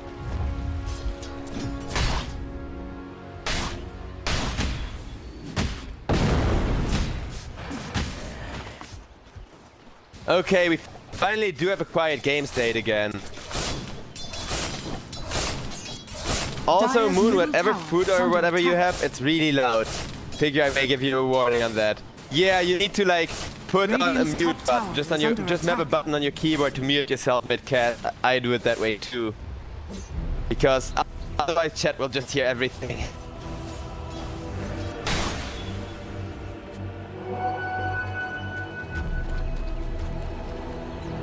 But it looks like still just 1k gold. The gold lead isn't snowballing out of control just yet for the side of Execration the way they want to, despite them still having a very sturdy game here. Phantom Assassin now getting gone on, and she was all alone in that bottom lane, not thinking that they could jump her that easily, hoping for like that lucky double crit on the Chen, but not gonna happen.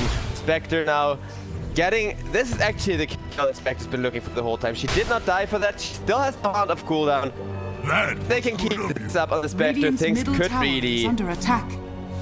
Radiant's courier has been killed. keep Radiant things dirty structures here. are fortified. Foaming in. Radiant's middle tower has fallen. Dire's bottom tower is under attack. Oh yeah, I know that issue. Very softly, yeah. Radiant's but, middle tower is under attack. well, Dire's guess it's gonna be back to solo casting for me as Up now gets jumped on. Gets dragged out of position. Nice Ravage coming in on 2. The Cox, they can't really commit to him, but with the disruptible, but they do not need to trust them. Beck comes in with that Haunt, getting 1, getting 2, and the Queen of Pain. Lucky that the Haunt ended just when it did, and no more silence is available, so Ken should be able to get out of here, but all running after the Queen of Pain, and Puck already has a Blink Dagger, so it's gonna be able to catch that Queen of Pain. Queen of Pain now loses a ton of armor. That Special Dagger gets killed off as well. That's a trouble for the Spectre. The gold network almost completely swinging around. Phantom Assassin still saving up for that Battle Fury. It's gonna get that at an amazing time here, but...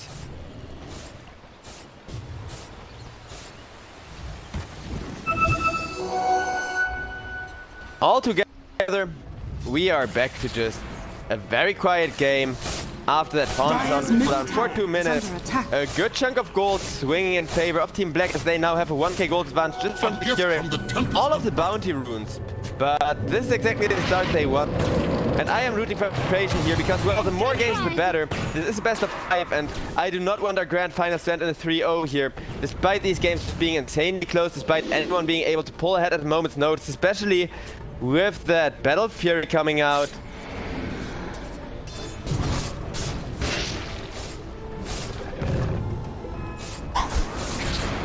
Dire's top tower is under attack.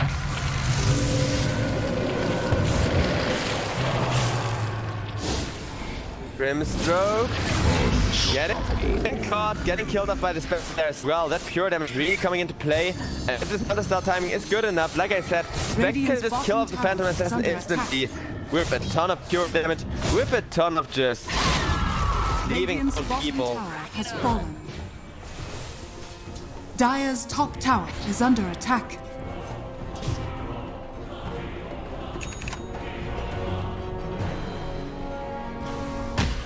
Dire's top tower is under attack. Raging Potato. Get Spectral Dagger up, Dire's rolling out of structures are there. fortified. Dire's middle tower is under attack. And it's gonna be the mid one. Pushed in, but Raging Potato is there for defense, and Dire's well, top Puck, he is tower very is freaking under scared of that attack. silence, so immediately backs on out. About 35 seconds to the Haunt, so... Yeah, she does Battle Fury, she is now saving up for that Desolator. Good Desolator timing on her, which just means she tear apart everyone, including the very tanky Spectre here.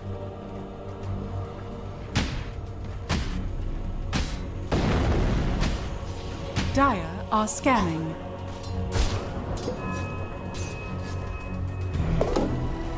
Radiant are scanning.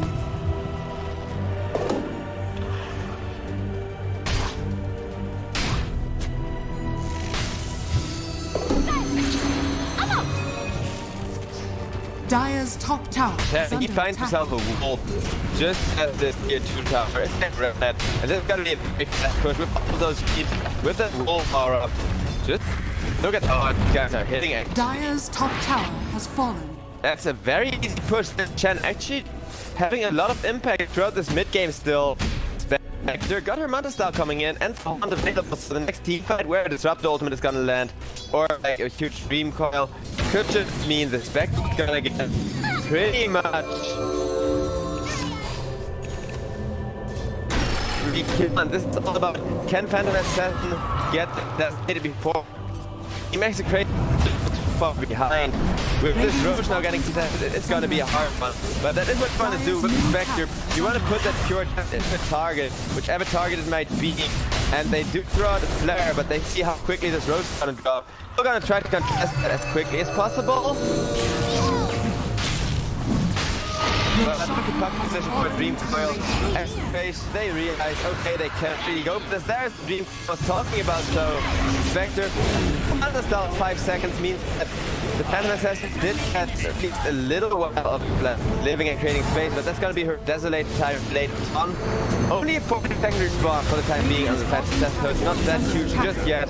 But down goes our on the Drift Stroke, and with that, RPK fan, he's just gonna keep the push going. Tower has fallen. Radiant's bottom tower is under attack.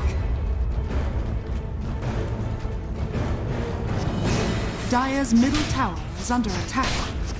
Radiant's bottom tower is under attack. Dire's structures are fortified.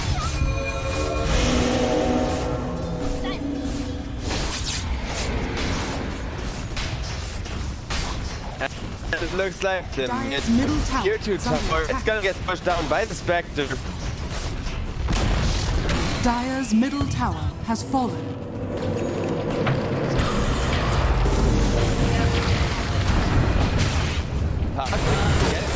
Getting chain time stuff. Not cool. And here's that use completed. This is the last team time. It's gonna be another kill of the upper there. You know, Pain goes down. That's an opponent in the Spectre pulling ahead. It looks like Team Black. They are just gonna pull ahead more and more. Phantom Assassin now being well, not something that keeping her contained. Yeah, this could very well end up being a 25-minute game. 7k gold did Team Black who also expect, and with that gonna fall off. With that, Radiant's just top tower gonna is under attack. fading really. Oh no! I do not want this to be. I really don't think that Team Execration are ever gonna let this go to a 3-0. That would be so embarrassing after they 2-0 Team Black twice in a row. But Team Black, they've done their homework. Yesterday too, they have pulled up the exact strategy that Team Execration used against them and won a game with it. So this time around, Team Black, they're learning. I feel like the tournament, they have improved so much from going like the wild card and me complaining about how inconsistent they are. These players are now top under. It's getting silenced up. And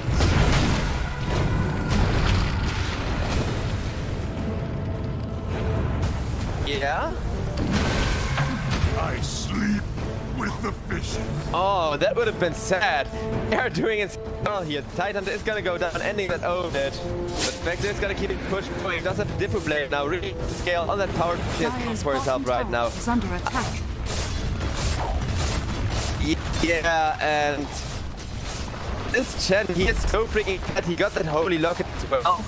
Making sure that this hand of God is gonna be Dire's bottom healing even tower has harder. fallen. On that Spectre with that dispersion, that means she is just got an effective health pool of like 4k. Hello, I want to. Okay, well, I can't even click the Spectre in time for her to kill the Phantom Assassin. Rip that, but like I said, Manta Style, especially with a Diffu Blade or 2, just counters the Phantom Assassin so freaking hard. There is no answer to that whatsoever.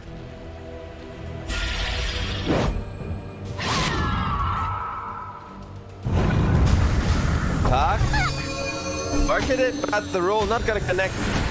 Be able to just not out of there, but in there actually. The Yule Tape is there, plus nice 2 minutes Raptor combo. Puck able to jump out, and they still have the Hand of God available. That's gonna be the Clockwork dropping. That's gonna be Kennen, the Queen of Pain dropping. Earth Spirit tried to run away from the Puck. Did get to the trees. Turns around on the Puck now, which may very well be killed at the Hand of God. Perhaps allowing Puck to live. Yeah, Puck is just gonna survive despite that Spirit, that heal reduction. Earth Spirit, he can use TP and he's gonna go down. Spectre on God, like, do you even stop this Spectre at all from this point onwards? Because she can now up for something like a Skadi become freaking unkillable. And this she's farming, she still just got the Desolator finished up. Oh no, actually never mind that. She still doesn't have the Desolator. 600 gold away, 500, 400. But oh, this is so hard. Even with the Desolator timing, I feel like the Spectre may just be too fat. Dire's It looks like RPK fan, he knows just how far ahead he is. He knows exactly his build here. It's gonna be a butterfly coming out. This game, it was kind of an outdraft, but finding an outdraft with this much of a laning stage just makes things look very one-sided here. And look at the continuous pixel daggers flying out to make sure that if anyone dares run the Spectre can run right back at them.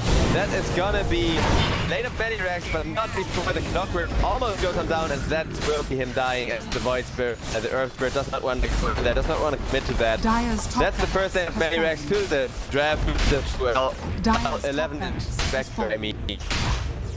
If she gets the buff plus, she's gonna be even more unkillable until there's an MKB, and I don't think they can get the MKB.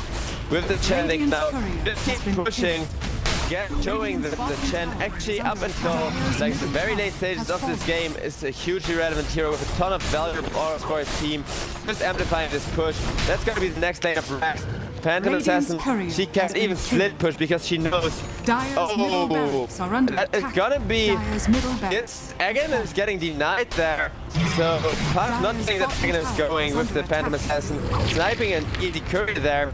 The creep not coming into the base though. If this push is gonna end and the Eagle is reclaimed as is, so Spectre may not want to overstay their welcome, may not want to go for too risky of positioning, and instead it's gonna be Spectre picking up that Eagle song, and with that, okay, yeah, that is like a couple of extra points more. Disruptor, it's gonna get caught.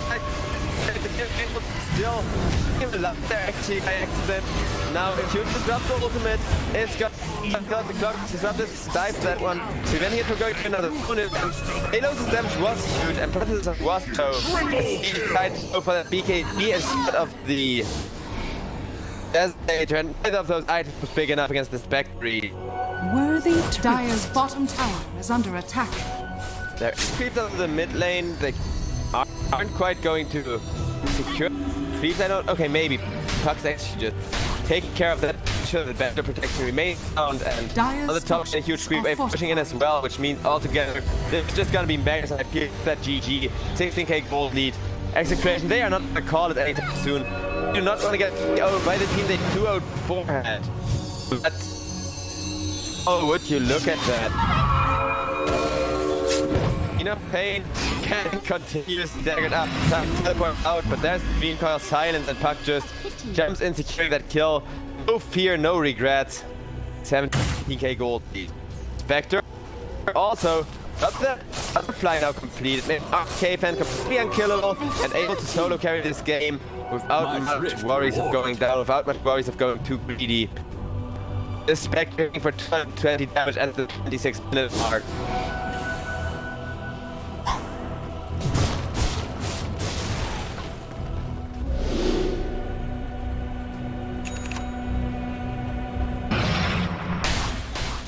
Yeah. Haha, good question, Moon. It would be funny that for Execration, who really, the first game, they made it so close that they lost. Maybe they're tired, maybe killed it by now, because it's a very different performance from them. They did have very good top, they still lost. or at least are losing. They almost killed the Tidehunter, but that's gonna be a huge disruption ultimate. And they are throwing everything they can on the disrupt to kill him for that, but there's Strength coming in. After 17 seconds till Horn, so even if they lose everyone except the Spectre, they can keep fighting here until that Horn comes online and then just kill off everybody. Phoenix Pain almost died, has to get back. Still being kept alive. It's gonna give the Spectre people. Spectre really wants high value. Pentmas doesn't kill. Puck isn't gonna out to that Spirit Vessel, and here's the Horn I was talking about. Killing up our other Stroke instantly, killing up the Earth Spirit now. Spectre. Not gonna risk running at the Clockwork just now, but that's triple for the Spectre just off pressing R. And GG get called. They realize, yeah, this Spectre is too huge. PA gonna disconnect. Does not want to be in the scouting game any longer. Which they have to kind of, you know, sort their thoughts and actually just make up their mind, giving themselves a nice calm state of mind. Think of a strategy to defeat Team Black here. This time they just got outdrafted. Team Black, they may not be their favorite heroes, but their team fight is their strength. They have so much coordination. They communicate so well, and that really went to show here.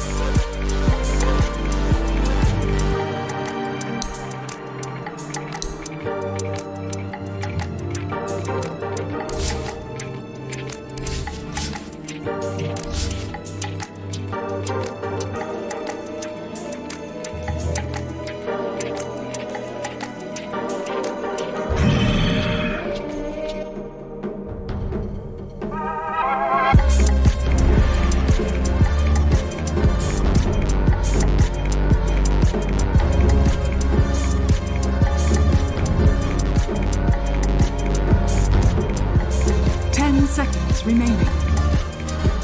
Cup.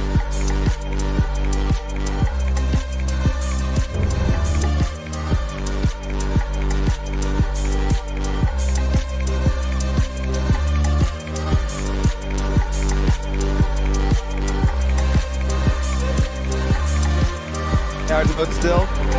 Not that having some fun is a bad thing or anything, but it looks like we've got a very interesting opening pick for him here. The Enchantress, is she still as viable as people thought? She still that great, or did she just get birthed into oblivion really?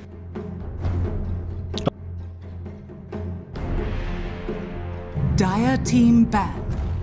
Earth Spirit.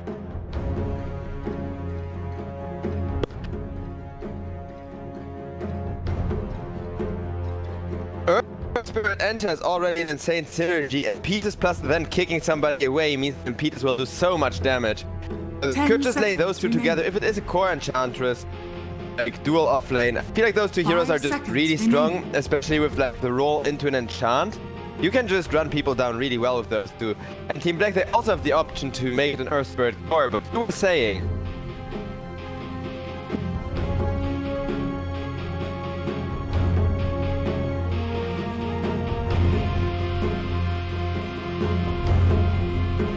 Radiant team ban.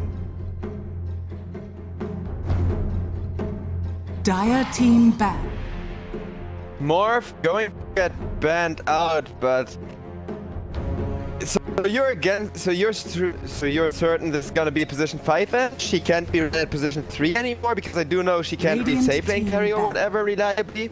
But I do like her picking up stuff like the Guardian Greaves, just becoming that aura carrying team fight winning support, because Pipe is also a really good item nowadays. And Chavez, she really likes magic resistance a lot.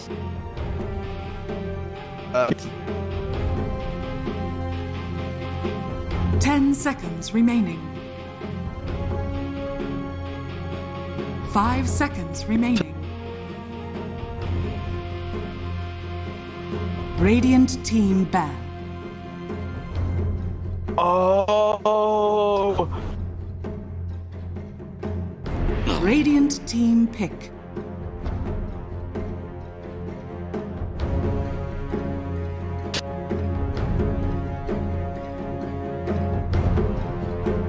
Oh! Dude, Infest? No, I like that. I like that a lot. Infest, Enchantress, Bone Fletcher synergy. That's so scary as hell. That is like how much free damage? More than 500 free damage, right? Just of eating a creep.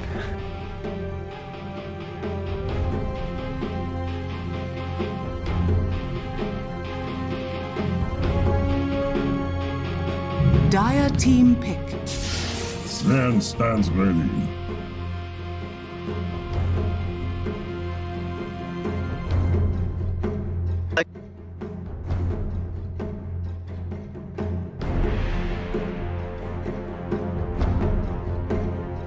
Ten seconds remaining.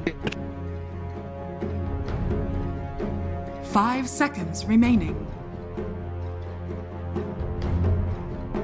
Radiant team pick.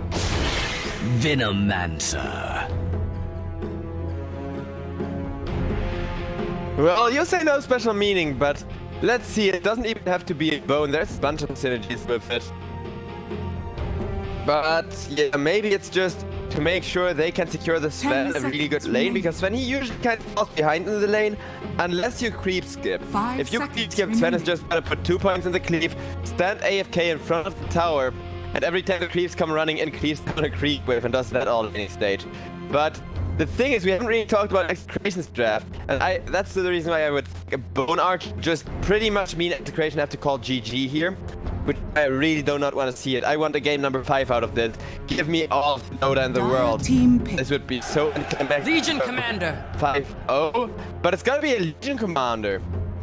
One of my favorite heroes of all time, and Legion Sven is so huge. I feel like people underestimate that as well. Because not only can Sven win you those duels, but once Sven gets an Aghanim, you have 2 people jumping in, 2 big melee 10 cores. seconds So if remaining. you have 2 people standing next to each other, Legion blink duels one, Sven Stormhammer cleaves 5 the other. seconds remaining. That's not only gonna be a 1 duel, that is gonna be like a double pick-off at the start of the fight. And with Stairs, you can definitely always get those duel wins in if the Legion Commander and the Sven are going up for a fight together. Plus, that allows Sven to fight before he has a BKB, maybe not all the time, especially against the Venomancer here. But if there's a duel, Sven can just run as a duel victim, press ultimate, and get the Legion Commander some free damage, so I really do like the synergy between those 2 heroes.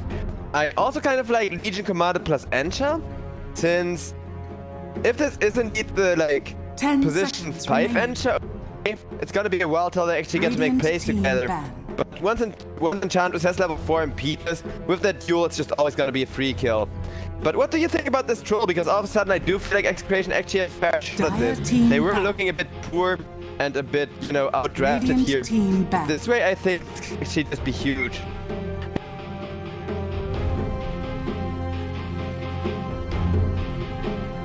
Dire team pick. Radiant team pick. Treant Protector.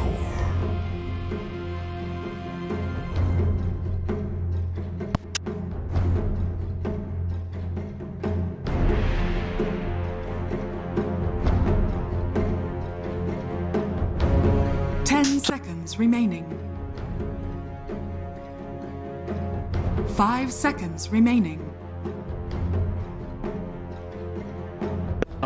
Yeah, I feel like the troll warlord is like, yeah?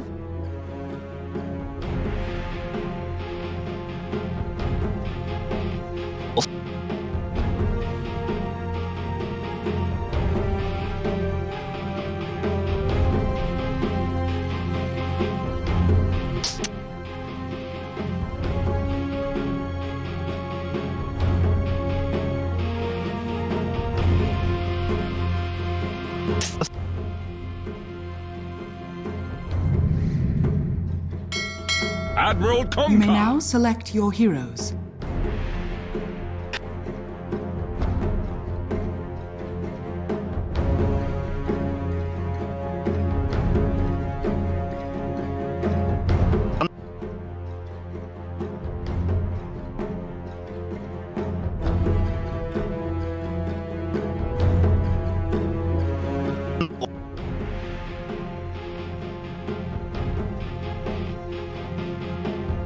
Yeah, I kind of agree with that.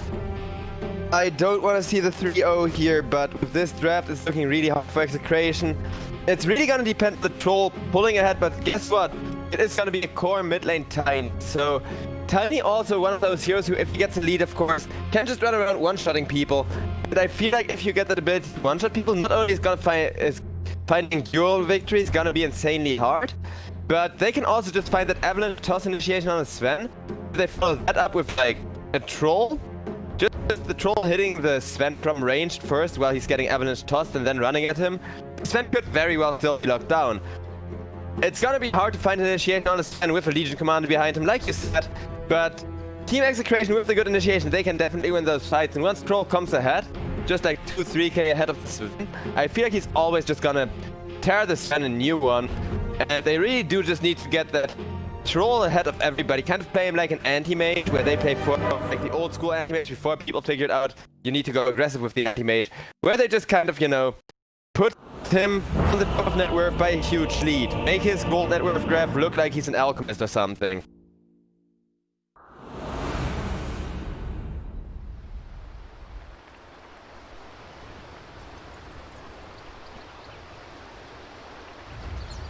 Prepare for battle.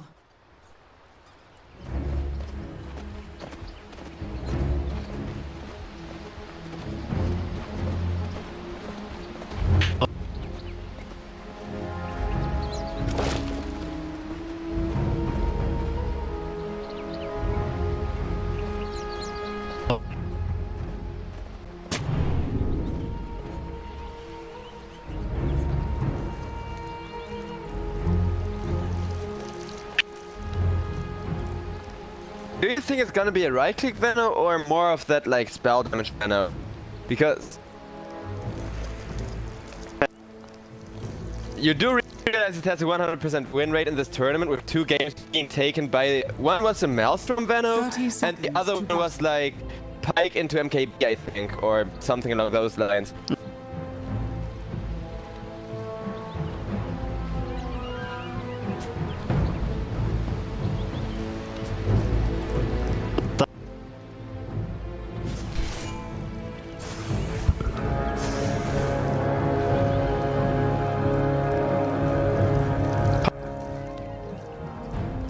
The battle begins. Yeah, cause...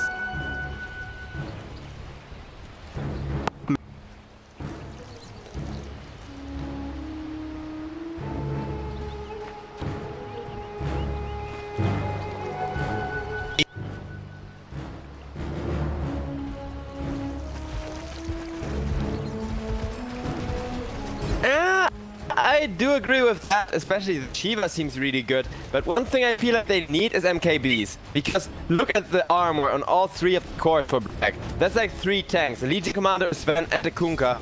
All 3 of those, they don't care about physical damage. They don't even care about the troll all that much until troll becomes really fast. So Dire's courier has been killed. we're gonna see, I mean...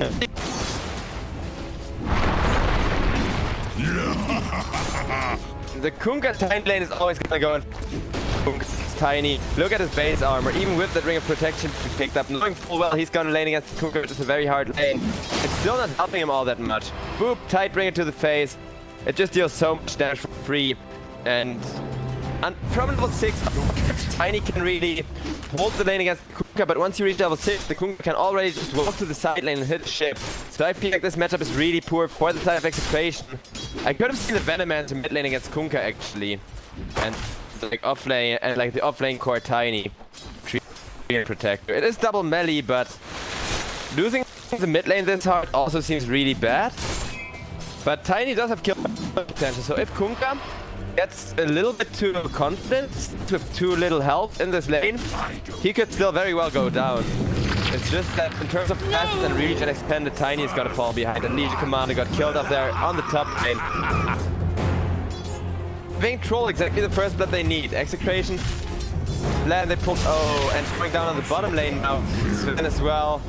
You'll have to live longer than that. And that's exactly the start that Execration needed here. 1k gold lead at 2 minutes. This is about how far they need to be. But like I said, make the troll look like an alchemist, and you've won this game. Radiant's bottom tower is under attack.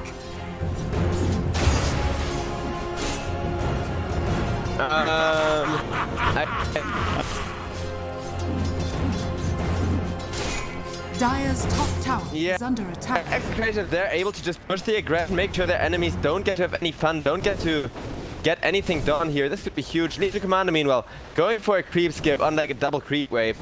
That's gonna feel pretty good. Are you watching? Oh, how? Oh my goodness, yeah, he is just gonna drop. Nothing he can do there, and Champs comes in with like a cute little impetus, but that's barely gonna scratch the tree and protector. Tanky as he is. Okay, maybe with like a couple more? Yeah. Like, he has a lot of health to work with. He does have the leech seed to work with. One more impetus is gonna do it, but Enchantress instead. I kind of felt like this was gonna happen. That's why they barely stretched the tree and even, I mean, he may not have a lot of base armor, but that Leech Seed max build is so powerful too. That is just like 32 heal per second, plus a ton of damage for the Enchantress, who really can't do anything other than hide behind the tank carry as that position 5. Radiant's top tower. Roll running super far ahead, trying to mess with the Legion Commander here. Good dive for that one actually. He went too cocky, but missed. Oh, RNG says Troll gets to live for the time being. Overwhelming odds. It's just gonna cancel the solve without Legion Commander. Nice sidestep, or she would have died.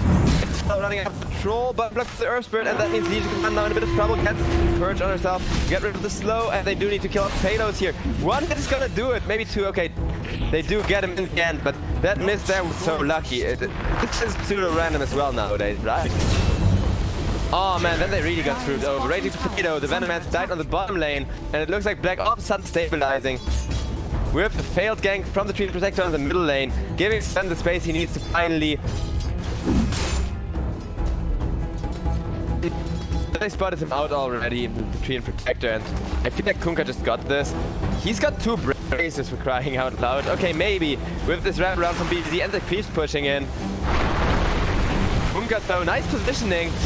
Actually just not getting scared running away. He's still very much gonna die here, I think. Another Tidebringer, but a very nice tower aggro there, making sure that the bullets are split exactly evenly, or either one of those would have died. That was close.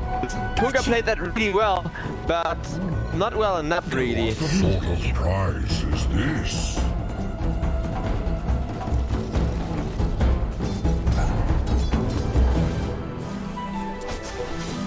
Radiant's top tower is under attack. Time, everyone.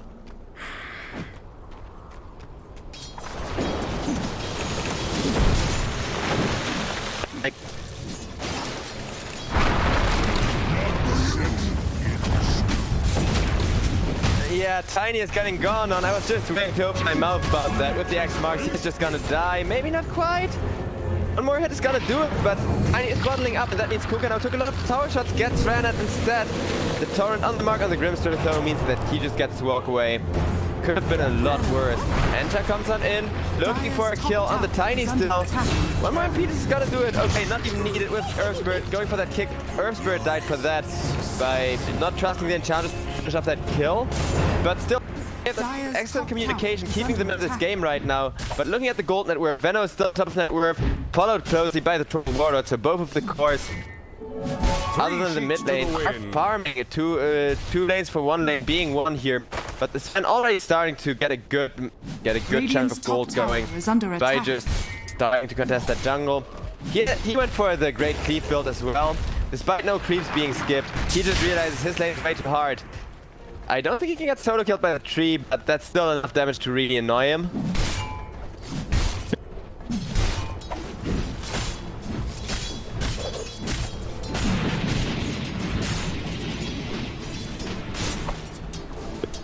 Well, I mean... Denied. With the Kunkka ship, yeah, I feel like it's all gonna depend on whether Kunkka finds a kill or not. But he almost died to the Tiny there. I bet this is not almost, and there's gonna be that ship I was just talking about. Follow torrent, beautiful combo. So Execration, they were starting up so strong, and now they're looking a lot weaker. And I feel they need to get back to that aggression. They need back to that really hyper-aggressive playstyle.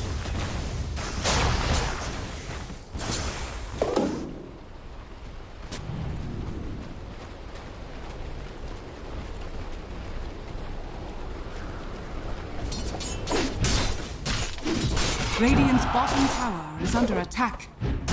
Dire's middle tower is under attack. on the top lane. Troll is getting ran at.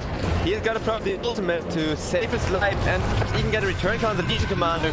And Pete is not quite enough damage. And they just overestimate the Enchantress damage. Nice roll into the Voxbird. But can they kill a payload? Yes, they can. As the MP disconnects before that heal does. 2 for 1, but that isn't killing the Troll. I think that is not even that bad. It's still a little bit favored for Execration. But Execration, they do not need to trade. They are the ones that just wanna, you know, go for that momentum where they can group up, where they can fight, try to get the Troll there to hit people. I don't agree with them going into the late game. And they just don't have the late game on time of Execration with the Troll kind. But right now, I completely agree with that assessment. Everybody needs to make sure Troll can hit people, and I feel like the sooner Execration gets to the point where, you know, they group together with the Troll, allow it to fight for a bit. And Troll isn't so better either, so that has to be the way to go. Venoman and Kunkka there, under the bottom tower. I felt like, okay, he's leaving the lane, he's expecting a gank to come on in, nice game sense and everything, but he did not expect the Kunkka to come from behind. That's not gonna be the same thing on the Legion Commander.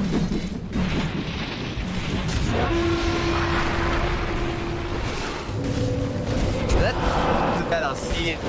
But oh, look at that! With the movement speed almost getting away and more importantly making a bit of space for a team.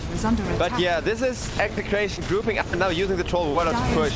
He's not going for battle duty, so I feel like he really wants to fight early on. And I feel like just farming heroes instead of creeps is the way for Execration to take this game, bring this grand final to game number 4. As Venoman's now getting ran down on the middle lane. The Antenna is doing huge work. And Raging Potato's dead. I wonder if the Edge can run out or not. With the ultimate available, Treant isn't hitting her that hard anymore, but Tiny does spell damage, so he does not give a damn. Now Radiant's middle tower is under attack. Treant protects the ultimate. They're getting cancelled there. I'm kind of surprised they didn't. Okay, they didn't have God Strength, never mind. If they had God Strength, they could have just dual God Strength. And that would have been a kill because, yeah, I know Sven is also really just dependent on that press the attack. But I feel like at this stage of the game, the ability to secure Legion Commander early duels, especially because, like you said, she's going to be helping the Sven. And I always say that. But Legion Commander is the most powerful when you get enough damage to be a carry, while building the items to support your main carry. And those auras, that's Satanic or whatever. Satanic Bloods, I mean. LST tried to run down the Grimstroke. Her Spirit not quite coming in time. She is actively looking for those duels. I do like that playstyle because Execration, they're still 1k ahead, but they now have to be careful not to get caught out by the Legion Commander. Speaking of caught out, Troll Warlord got caught out in the bottom lane in a 2v2 by that Kunkka combo. And Enchantress, she's gonna go down as well. Once again, 2 people for the Troll. Do you think that's worth it continuously trading 2 people for the Troll Warlord here? There you go. Because he is starting to fall behind quite a bit, especially behind the Sven who's just refarming.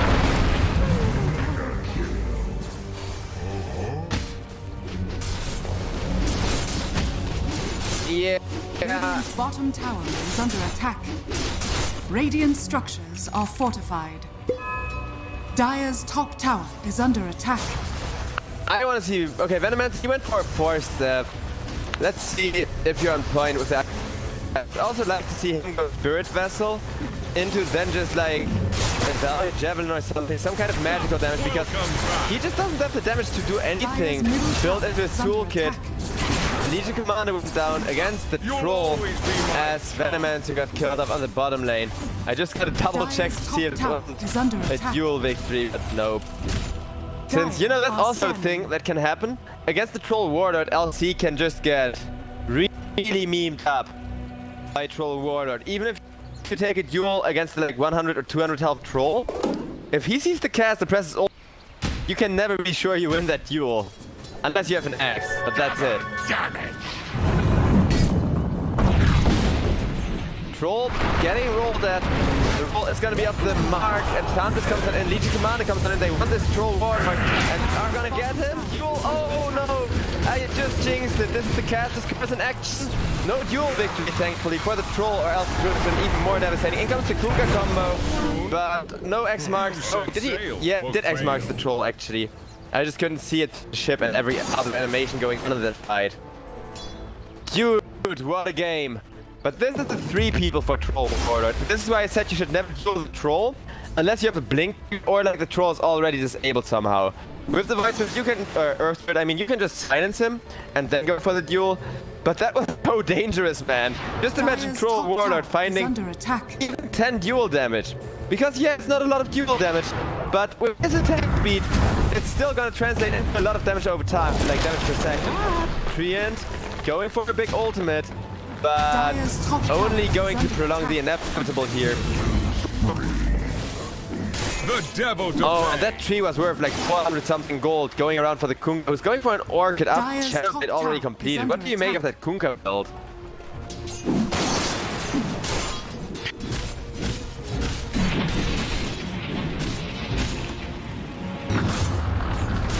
Dire's top tower has fallen. Radiant's middle tower is under attack. Yeah, I'm a fan of the Shadow Blade too. It's the Orchid I'm kind of worried about. Plus, if you're gonna go Silver Edge, is Echo Saber good to kind of get before the Orchid here? Well, either way, this is getting ran at. He's just gonna die. Just roll. Not able to get a Tidebringer to proc. Earth Spirit, he comes in. 1 second till the ultimate. That's magnetized, but Grimstroke has already gotten back Radiant's successfully, bottom so tower is under let's just attack. waste Earth Spirit ultimate. Nice turnaround Radiant's fight for bottom Execration. tower This game has is just fallen. swinging back and forth. Meanwhile, the Troll Warlord, he pushed the bottom tier 1. Is taking a bunch of damage from the Encha with that Brood Creep too. But, oh, the second the Troll turned around, he should have ran. Nature attendance. Well, yeah, no, that's not gonna matter. And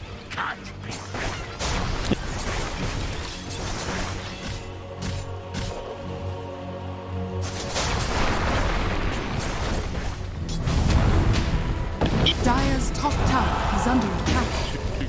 getting kicked back. LC looking for that duel with the Arcane Rune, but everybody's coming in there, and there is a Grimstroke. Do not want to duel against him either, unless the people are very low. Look, it's gonna be very low. Target to be found, but who won that duel? But they went. Oh, okay, the Legion Commander got the damage worth it. Not even close. No luck, pure skill. But I don't think she expected tiny avalanche toss combo. Oh boy, that was. These duels are just way too nerve-wracking. Kunkka gets a double, goes down for the double. Encha would really like to kill on the Grimstroke here. And what the right click is gonna do it? Yeah, he is down. And has to get rid of that Wraith, but also has to get away from the Tiny and can't do both at the same time. That's a wicked sick for Ken, and now Ken with that Blink Dagger. I feel like he needs to go full damage, full right click, but if he can keep dishing out that huge damage, he could really just benefit a ton from it.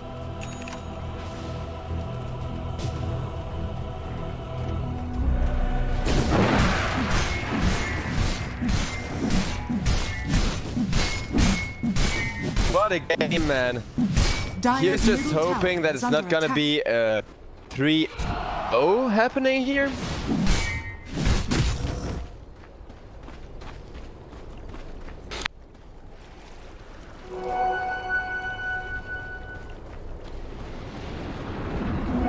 That's quite fast enough.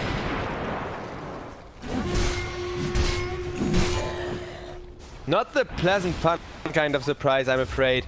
Because I'm still rooting for Execration to get that troll super fat, and right now he really isn't. There is gonna be a smoke gang looking for anybody, but the only one they can catch that direction is a Kunkka Dire over on the are top scanning. lane.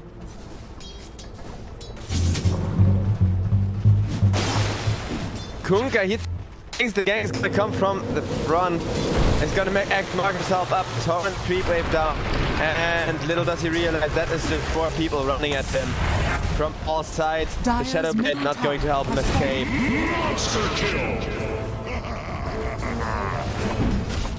Ken on the Tiny, I mean the Sven may come online, but Ken on the Tiny is online. So I feel like this Tiny, he needs to catch the Sven and kill the Sven like twice in a row now. Just make sure he doesn't get, yeah. Oh, Legion trying to go for the purge on him, so that's gonna be a double for the troll.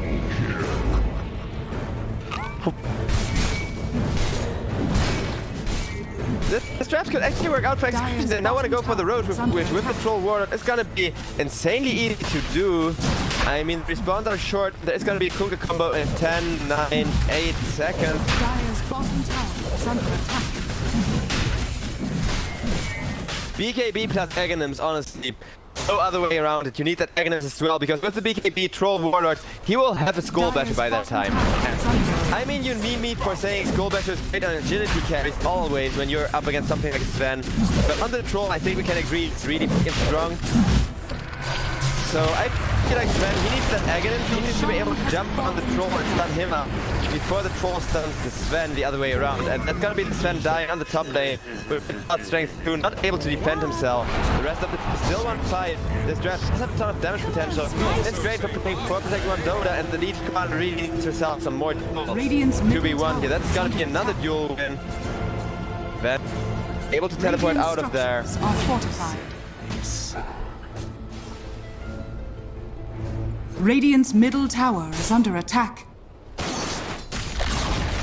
Radiant's middle tower has fallen. Yes, but actually no. Because the thing is, he would have definitely lived. He can just BKB and run away. Definitely. Freaking definitely. But the thing is, for the next 25 minutes of a game, a 5-second BKB is gonna be looking really bad against this team, because yeah, there's the purge from the Legion command. Wait, can you purge on targets that are BKB'd up with the LC? Yeah, you can, right?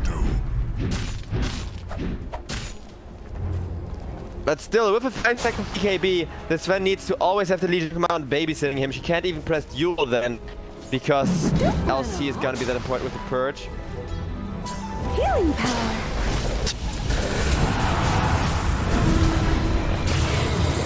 Oh, nice save. Nice. Ultimate as well. And it's gonna go down. And with that magnetize, oh, Legion Commander, did you just okay? I mean, she isn't gonna lose the duel anytime soon. She did enable Kunga to win the Venomancer. LC buying back here, knowing full well this fight is otherwise just gonna be lost, and it's still gonna be lost. And let's Sven come out with a really good combo going. There's the purge. There's the Sven ultimate. They need to kill the troll. Can they get him? Nice Meteor Hammer says no. The damage coming out onto the troll says yes, but with the Avalanche Toss combo, Kenneth's just gonna carry that fight with double kill. Running in for more. That's right before 20 minutes. Execration, maybe that's why they lost the first 2 games that hard. They were just not playing the kind of strategy they want to play. We both agree they were outdrafted, but these are heroes they love to play, and they really know how to make work. And you can see that in the Troll Warlord Tiny combo. They have found such good initiations. I feel like Sven, he really needs that BKB. If he doesn't get that BKB before, well, I don't know. Even with the BKB, do you think from now on, like from 10k behind or whatever, by the time Sven has that BKB, they are going to be able to carry a fight with Sven BKB?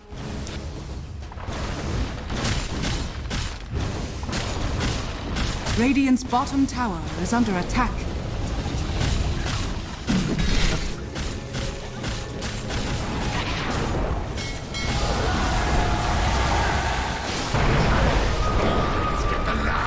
That's only the Aegis though, and if Kunga dies, that would be such a good trade-off.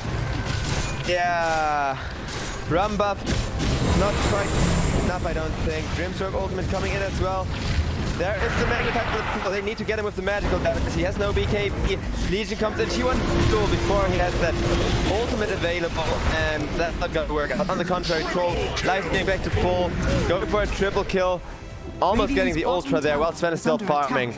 But the items, I don't think you should be worried about them. I honestly don't think you should care, because RPK fan, he just needs BKB and Aghanims, and then he sets up. Then he can disassemble the Morbid's mask if he feels so inclined or whatever. Radiant's bottom tower is under attack. Radiant structures are fortified. Dire are scanning. Yeah, that's also I'm kind of worried about. This Sven is lacking damage, and if Sven is lacking damage, I feel like the game is just about over. That Troll will make it so. Yeah, this is gonna be the first day that Frags potentially already dropping here.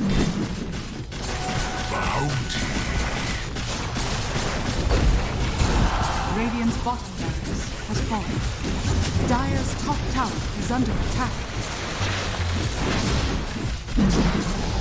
Radiant's bottom barracks has fallen. They need to kill the Tiny, not the Troll, I feel like, but they can't ignore the Troll, and that's the issue they're struggling with.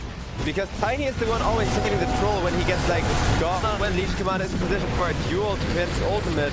And and that's gonna be 2 people for Venoman, at the very least 3 people for a Venoman, so this close to the base, holy shit, beyond contact control with a double kill.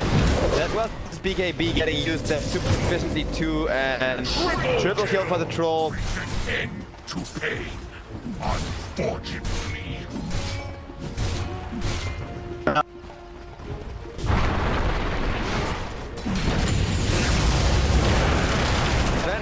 BKB is trying to make that work, but no Legion Commander behind him with the purge. They should have just waited for the C to respawn in 5 seconds and they could have gotten like a return kill, but now they call it GG, well played. Good game indeed. Execration, they go for that hyper-aggressive strategy. This is the kind of fire we usually see from teams like Boom.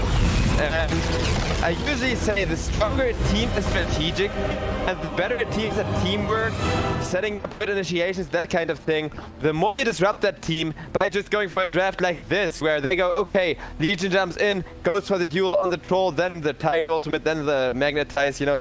They already plan ahead for the team fight, but then all of a sudden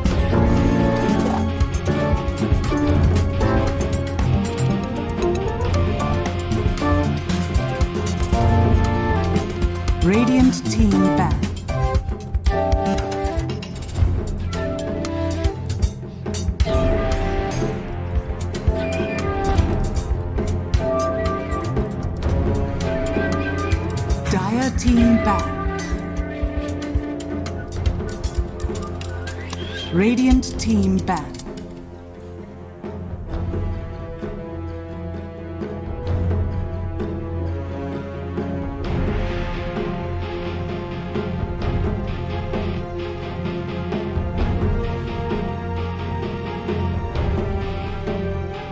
Seconds remaining.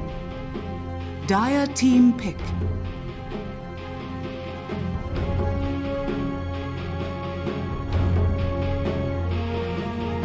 Radiant team pick.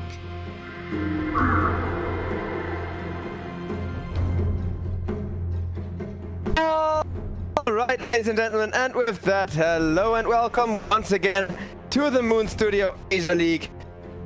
The grand finals between Execration and Team Black for those who are just tuning in, and you missed very little in that last game other than like Execration finally they're comfortable with and just making it an execution rather than a game. I can't even blame Black, they played well enough, they just didn't have the resources to do anything, they just didn't have the momentum to do anything against the early mid-control Warlord. What a game! And I wonder if Execration are gonna go super aggressive on Team Black again, because they have shown they can deal very little with. And Ascendancy, you're there with me. Dire team ban. IO, do you think that this is just setting themselves up for a super aggressive run at you draft here from Execration, or do you think this is actually a really good draft to take the last game of the final with here for Team Black, which is definitely what they're gonna be attempting to do here? I'm just gonna exactly repeat what I said the other games. I think IO Gyro is the second phase. 5 It's a bit seconds too much early, and you already see they're picking up the Batrider for the lane. We saw in the other games that Batrider getting some stacks and solo killing both of them. And yeah, they already have 2 heroes that kind of deal Batrider, so not exactly sure this is good. It's playable. Like, IO Gyro is still pretty strong and can probably make it work if you pick a lot of good heroes, but yeah, I don't know. I just feel remember like you telling me about something with something IO core something Gyro support. But that actually be still viable? Is that still a thing people do, or is it just like being a meme? I didn't say that, but yeah, we saw team, especially Team Black actually played a Gyro without an IO, so I could imagine he played on mid lane and pick something like a Abaddon support for bot lane and just play like IO carry. Oh, But so not Gyro support, but like just the mid lane IO carry, I see. Radiant I team ban. mean, the thing is, I also agree that this IO Gyro combo is just gonna get countered so hard in every regard here. And I really wonder if Team Black haven't just overvalued that, doubled down on something that's gonna get them punished real hard for doing so. But I don't know. I'm really not sure if that's gonna work out or not. Radiant team ban.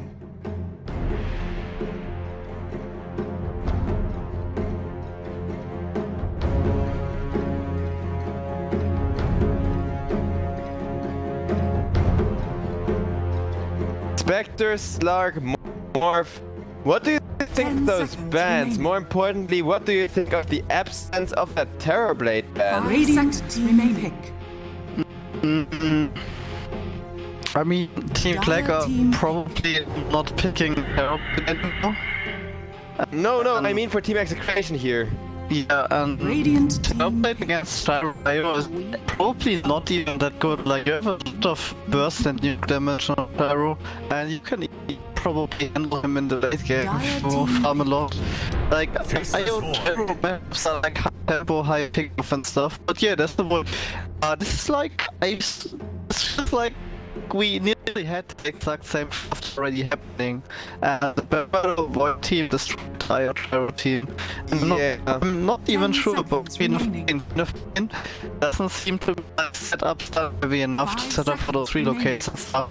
And if, like in the other Gyro game we were casting, they're gonna be forced to wipe man with IO Gyro, the game is probably instantly over. So, yeah, I completely agree. Like, they need a counter pick for the Void and the Phase and like a frontline big tank to keep that IO gyro combo safe. But I feel like if you're picking up both of that, you just have to commit so many resources just to deal with this Void pick. And then Execration can still pick up some ultra hard carry mid laner. Team Black, they're gonna pick up the Enchantress, who did do a ton of work last game. But do you think that's enough tempo and aggression for Team Black here? Because that IRO, it's really pick up heavy, it's really good. For the late game as well, you kind of got early game with the spell there, gyro cup, late game with just gyro cup the flag cannon. But I feel like the way to go for Team Black is just get a lead, snowball that lead, and if you do not finish before the Void comes online, get Rapture and end the game. That's the only way. I don't know, I feel like I've no stuns on Team Black and that could really hurt them. Like, if you're IO Gyro Draft, I really think you just need to lock down enemies and stun them and flag strong fights, and I'm sure if Enchantress can do that. Like, I really don't know, and they don't even have last pick. I'm really favoring Execration draft. It's so hard to play the Team Black draft, and if they don't play it perfect, if they make 1-2 mistake, the game is already shifting so much in Execration's favor that they cannot come back anymore from pressure they can apply on them. But sure, maybe they're gonna play it perfectly and don't make a mistake, snowball from the lanes, and maybe lane against the Rider, lane the gyro mid, I will go stay for him and stuff. Like, there's a lot of choices that be good. That's another hero stun, so they don't have relocate setup, they don't really have any stun against the Void. I dislike this Veno last pick too, but so far the last game we were completely favoring Team Black's draft and they lost, because if a team, and this time around I feel the same for Team Black, if they win the laning stage, if they just get like 5-0 kills or something like that ridiculous, and they come ahead far enough, then Team Black should just be able to end before the Void can really defend himself. It also depends on the build from the Void a lot, because I feel like the Maelstrom Aghanims build, it may be exactly what they need here. Even if they pull ahead on the laning stage, if like Execration starts to do that 5-man stuff where they just chrono into egg and Black dodges the 5-man, the Predator block just picking off solo people, like even if they pull so far ahead, Execration still has ways to win team fights, and I don't know. What I would like... What are they gonna play mid is Earthbird and Pool? Wouldn't that be a great Earthbird game? It really would be actually, and the thing is, last time Raging Potato played the Earthbird mid, with Ken being the opening Peanut Pain, but I want to see some Ken mid lane Earthbird. I think that's just too good. I think he's actually the better Earthbird player than Raging Potato. I'm sorry, Raging Potato, but I'm just gonna be honest about that. But it's just gonna be a nature's prophet here.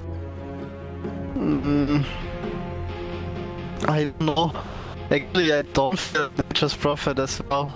I mean, okay, he can probably destroy the Queen Pain on mid, like and all that. But I would have maybe wanted to see like more teamfight hero. He can push the lanes, he can maybe... yeah, maybe it's even good, he can like damage into the Chronosphere, he can TP on the Chronosphere, and then they actually have enough damage to do a lot of stuff on the map, so... It could work out with the lane against Queen of Keys supposed.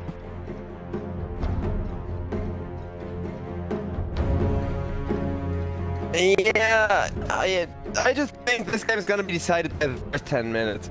At 10 minutes, if there's still bets open and good odds, I feel like you could just make some really easy money by these drafts, unless it goes super late, of course. There's always the chance for just Execration defending high ground for like 20 minutes after falling super far behind and then pulling back with the Chronosphere plus Nature's Prophet combo plus that Phoenix egg. I don't know, there's so much synergy on Execration, and I feel like the only way Team Black win this is by getting to a point where they insta-kill somebody before the team fight to deny that synergy. But if they get to that, in terms of the way that Black have been playing throughout the series, I can still see them take it, but I would say it's 70-30 here for Team Execration, judging from just the drafts.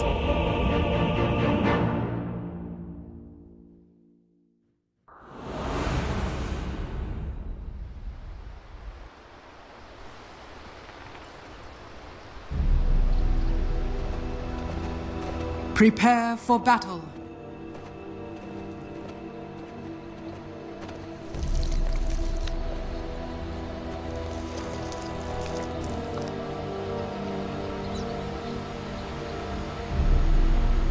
Also, somebody has got a really cool statue of that mini phoenix. I'm not sure if you're aware of that mini phoenix bug, where if you take the animation, he starts off really small and then grows, but somebody made that into a statue. That's actually freaking great. So I'm not the only one having those, like, miniature burbs. And for the laning stage, at the start of it, I would have expected an aggressive smoke maybe from the side of Team Black, but they are not gonna go for that.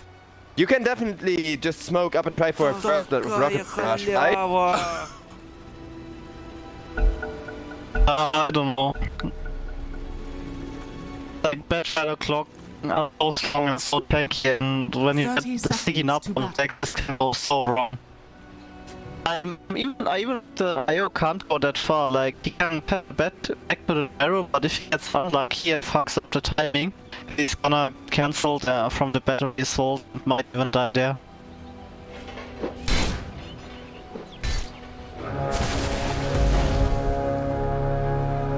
Yeah, I kind of see where you're coming from. Clockwork is just a bit of first blood here as gyrocopter. One shoots rockets, the other shoots little straps of metal, and both of them really do hurt at the stage of the game. The runes are gonna be split 50-50, thanks to payloads, going for a pretty good play there actually.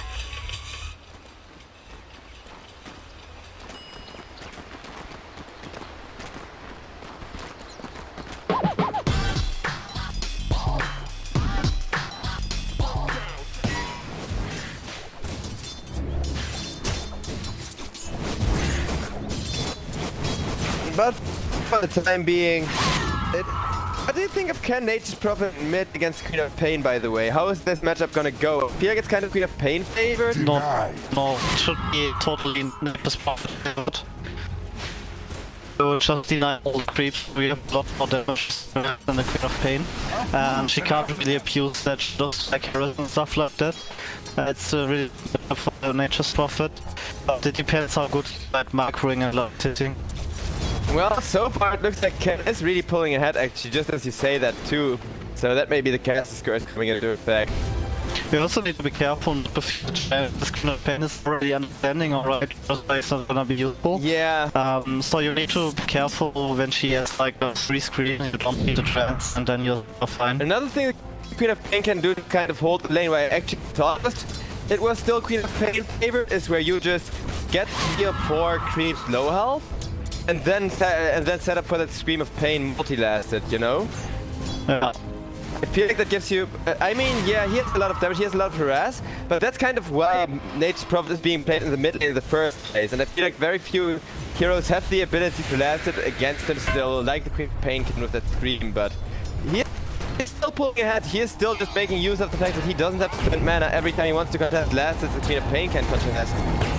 And right, already going for that tower dive. On the gyro IO, there is a rocket barrage dishing out a ton of damage to Raging Potato, and Raging Potato is instead gonna go down as the first blood. Should have really waited for the level 3, I think. And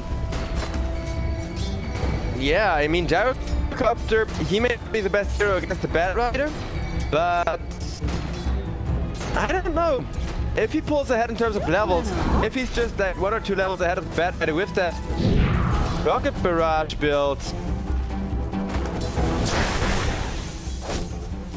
he pretty darn good. Time grinds even mountains. I didn't handle Void.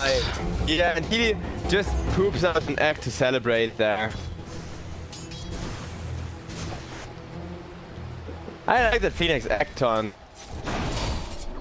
Get off my lawn!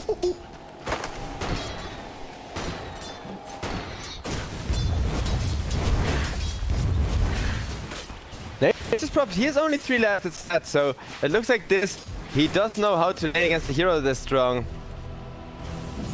Yeah, he's also not efficiently using the trains like all the time on cooldown. And this should really be Prophet favored, and only having 60 knights and same last set top, that last pick was probably not worth it. He was supposed to win the lane. But yeah, the moment he gets level 6 and has his global presence, the Nature's Prophet might be really strong. Maybe they're already also ready to set up gank on top. Well, I do feel like they really do need a gank from the Nature's Prophet on this top lane, because Gyrocopter, he cannot afford to get a lead in the laning stage. He just has so much free magical damage built into his toolkit for hard carry. It's really ridiculous. Also, I'm really happy with that free cock that sits there, but he's taking away the clockwork. He's holding his own against the bad buyer. Do you think it's gonna go for a point of flame break, try to use that to kill off the Gyrocopter, or do you think it's gonna be the 2-0 to build? No idea. Might be worse, but I think. Oh, on the mid lane can now. That's the exact opposite of what I said Team Execration need with the gank on the top lane. Yeah, I did say it, like, Radiant's middle it's tower really is gonna under depend. attack. It's really gonna depend on the way this lane stage is gonna go. Also, that, you know, we may favor one draft, but so far these teams have proven us wrong. The last series and the game before that was like super close as well, with pulling ahead really far. So let's see if just having the better draft matters for these teams, and if so, how much it matters. Gyrocopter taking a ton of pressure from the Radiant's Firefly, but Bad turret Right has been taking killed. more. Rocket Barrage still on cooldown. Gyro staying out of the fire. He's pushing out a lot of damage to both of those heroes. But with the IO behind, it's gonna be just fine. They're gonna heal on up as that Firefly is getting used there. I mean, hey, on the bright side, that did prevent Gyrocopter from hitting Dire's creeps, middle but he's tower not is under that worth.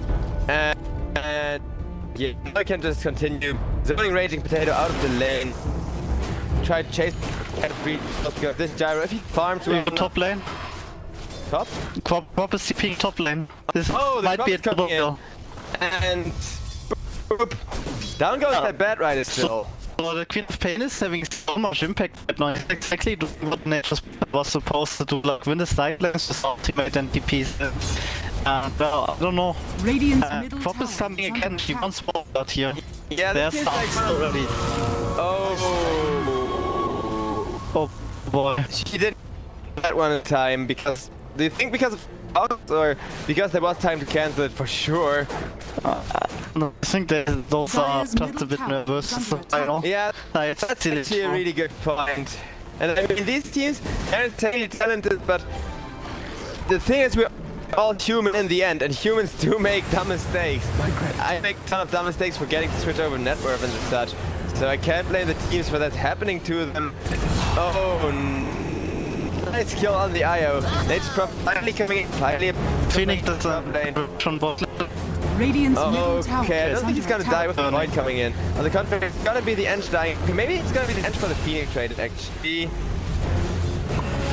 Oh, the clap of the Radiant's mark, bottom and Phoenix tower just is Icarus under diving attack. out. Team Black, they're ahead, but they are not able. Radiant's I think structures trying are to force it a little bit too much here. Trying to play too ballsy. I mean, it depends on the team a lot. If this was Team Boom playing instead of Black with the same draft, I would say run them, go force more team fights. But here, Black, I feel like if they try to force fights, which aren't actually perfect for them, it's worse than just sitting under your tower, getting zoned away, and then waiting for that perfect chance to be kill, you know? Yeah, there's a Furion on top now, but Queen of Pain There instant is the TP. Black Hand, there is Queen of Pain coming in, there is the Rocket Barrage damage, Clockwork just going down. That's what I mean with the perfect fights, but Void is going to do the exact same thing, wait for a perfect Chronosphere there, but it's just the Io killed up, not the Radiant's Gyrocopter, bottom so tower is under attack. for a two-man Dire's Chronosphere on middle the Io tower is Gyro, under attack. it's very low value still considering the draft here from Execration, but Phoenix is getting some solo XP, it's gonna use that time to, you know, get close to his level 6, and once that comes alive, a Chrono like that will win them a fight again.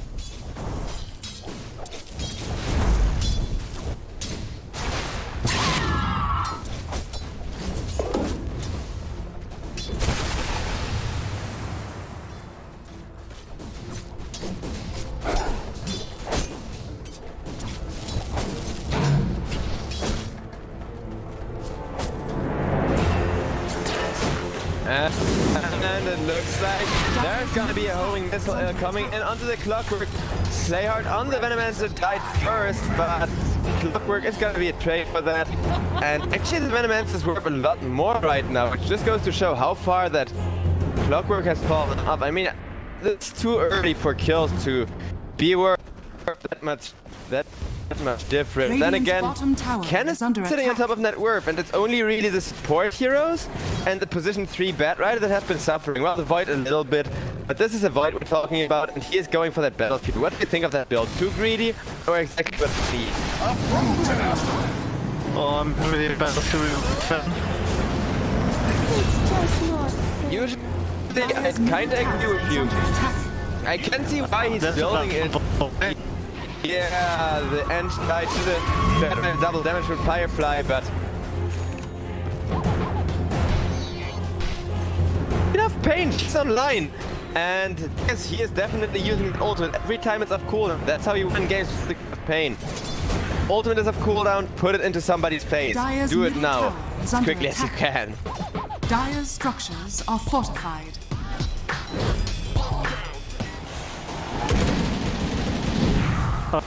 So this rocket on a void, but doesn't look like much dangerous. Not yet. I was gonna say they could just reload behind the tower, but they don't have the reload yet. Bounty runs. Aggressive pickup. No missile available for the Void now. He knows that and just goes full cocky. He's even gonna get punished by that. Is under attack. But the Robot got punished. Oh, what are you doing there still? Fighting that. And then suddenly a Queen of Flame there. Radiant's I don't get why you fight without your teammate on the bottom lane. Yeah, it's gonna be a huge trade. Io clearing up the Bat Rider, but Venomancer. Venomancer dying, really not that horrible. I mean, it's still a favorable trade. On the side of Execration, bringing the net worth back to under 1k lead. With the Nation Cup now also having his ultimate just get a ton of blasts going for himself. Once again, a nice 2-man sphere, but that huge call down could actually have a return shot on the Void. Jericho trying to go for it. He goes full YOLO. He knows he's top the Void, but that missile just got right down, and he should not have YOLO there. Execration back neutral gold. Radiant's middle tower is under Not attack. sure why they're fighting so aggressive. All they need to do is wait for next Kate and farm the gyro. It's a shop like pressure the lanes, and they should only take pace available.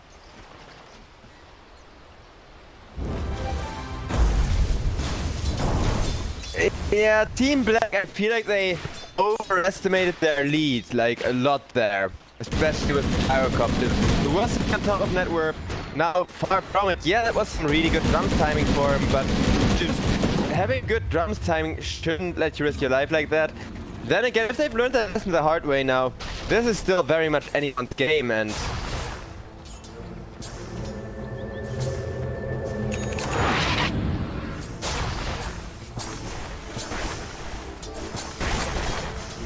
actually, I did a mistake before. I said it was like the played gyro without IO, but it was actually 4 and 6 and not black.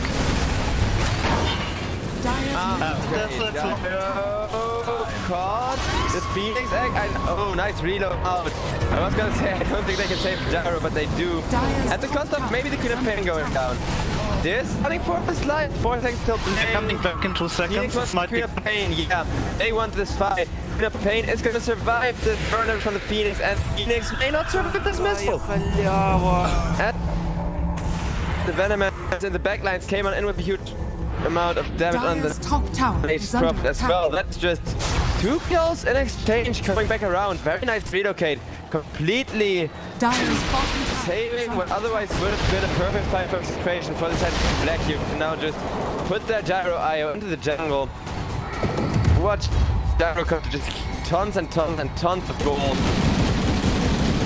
Carrying away with those misses as well. That's so nice. If you're an IO constant behind you, you have basically infinite mana regen, so you get to use all of your spells for farming purposes. They just he clipped himself, which seems like a good move, but really isn't, if only he knew that the Gyro was in the jungle there. Oh no, they fed him the cool down. I mean, it happens to the best of them. It was the Venomancer after all, who was very much to use all of your spells for farming purposes. Nature's Prophet, he clipped himself, which seems like a good move, but really isn't. Continue with the jungle, that's the thing. These traits, they're only beneficial to the Void farms, so that's why I can kind of see why the Battle Fury here. I usually don't like the item, but you are against the Gyro IO, who are usually going to be close enough together at this stage of the game.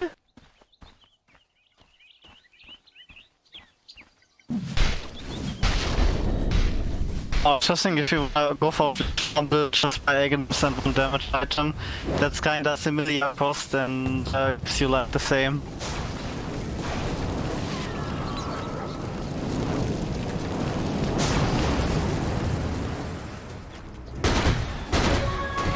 I mean, I'm kind of see where you're coming from, and I do agree with you in that if you do kind of hit multiple people in a chronosphere with it, it can pay for itself really quickly. Also, do you remember, oh wait, no time to talk about meme bot builds here, as the Venomancer is taken off the map there. He is the one they can sacrifice to make space, but they still don't want to sacrifice him unnecessarily, especially with Gyrocopter just time and space to farm up. He's got Yasha. Do you think he's forced to build Manta style here? Or do you think it's just gonna be a Sage and Yasha allow him to, you know, stay in those front line a little bit better, especially against the Void, because I do feel damage resistance against the Void is valuable. Yasha, Page getting caught with 3 people at the Phoenix Act. She may very well die, but no. Actually, just that was a Phoenix ult for nothing. Yeah, not that. Imagine. Oh no. I'm obviously rooting for Execration. Before chat tries, I'm biased. I always want game number 5. Just give me all of the Dota, and then for game number 5 I'm always gonna root for the person behind, because I want as much Dota as possible out of this grand finals. But that has to feel so bad for the Phoenix. When you're one-man egging, it's already like, okay, it feels bad, but we really need that kill. But if you're one-man egging, and then that egg gets a Yule start, you're not paying that away. That's just so bad. Nate's probably for a nice Curious Knife, but he gets kept at bay with the call down, and that's gonna be IO and Gyrocopter going down this time around. As Gyrocopter, he got thrown out in the Firefly, and that's actually how you get the damage kill the Gyro. There's the Queen of Pain ultimate, but her scream was off the mark, so she can't yet kill off the Nature's Prophet, and prevent from making out as well with a perfect orchid from the Nature's Prophet being revealed. That's a double kill for Ken, and 2k gold lead back in the favor of Execration, as that Gyro dying there, they just couldn't spoil. Plus now the Void just got a free farm with his Battle Fury, and this is looking like a hard game from here on out. Radiant's middle tower is under attack. I don't know, they don't force the fights that hard when there's like a Venomancer map. This looks like a dead fighter. Oh, but that Venomancer's dead. Oh wait, it's gonna be both dying? Yeah, I've said sure. Yeah, Blink well. Nope. They tried to go for it, but he walked away at first thinking he could make it, and he very much did. Bit of miscalculation there. Sage and Yasha completed for the Gyrocopter, so he is gonna go status resistance. Very helpful against the Void. But what do you think RPK fan needs to build here in order to stay in his team in this game? Well, not exactly sure. Maybe some. Not sure if they even need them enough. They just need to survive chrono and stuff. Maybe it's just me and then try to. Yeah. Try to win the fight, get some gold advantage going, take away space from that Nature's Prophet and avoid AFK farming.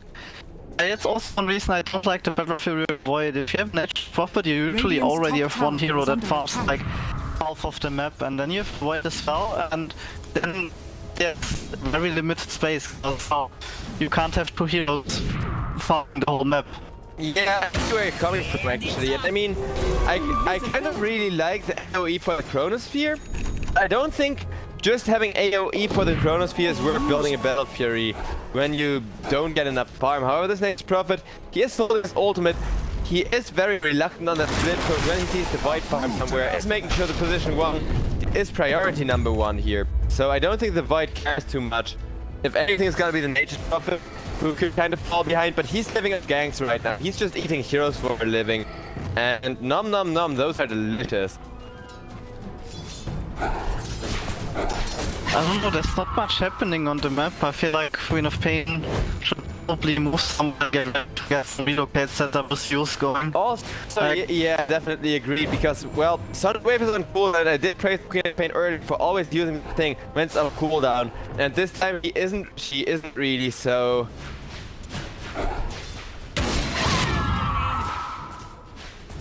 The next of it has stop farming, but Queen of Pain can't just farm. She has to do stuff on the map, or she's gonna be less useful than Nature's Wrath.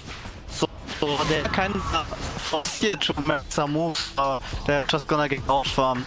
And even if the Gyro gets farmed, if the Gyro is farmed and everyone else is not farmed, they're just gonna honor the Gyro and ignore the others, because the Gyro is dead was on first.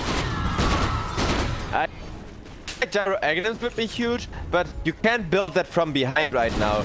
So he is forced to go for this DKB. And... Radiant's game bottom is tower hard. is under attack. 14 black, but they are pushing. They are making use of Venomancer, shoving out all of those lanes relatively safely.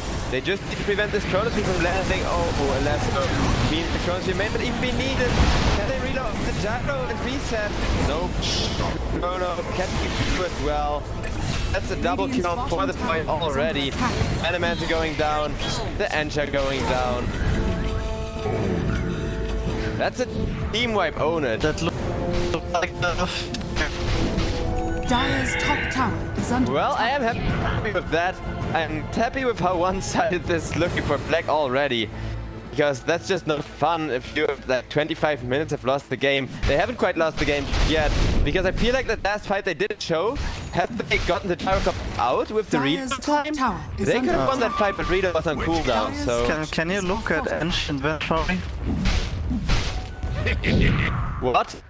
Dire's bottom Is tower this some is new under meta attack. stuff, or... Is this Ench just... what?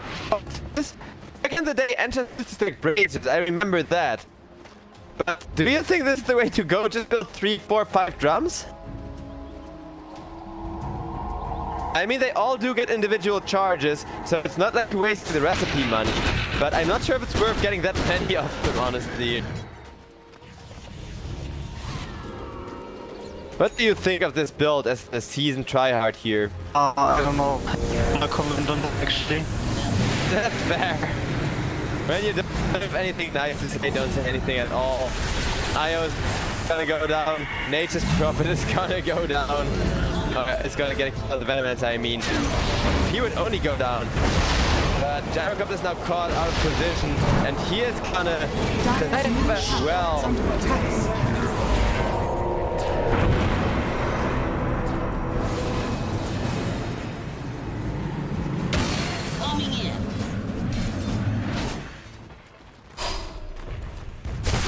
Dire's top tower is under attack. Dire's top tower has fallen. Queen of Pain goes down on the middle lane as well. And it looks like now the end is gonna be the last one dying. Dire's middle tower is under attack. And their corpse is closer.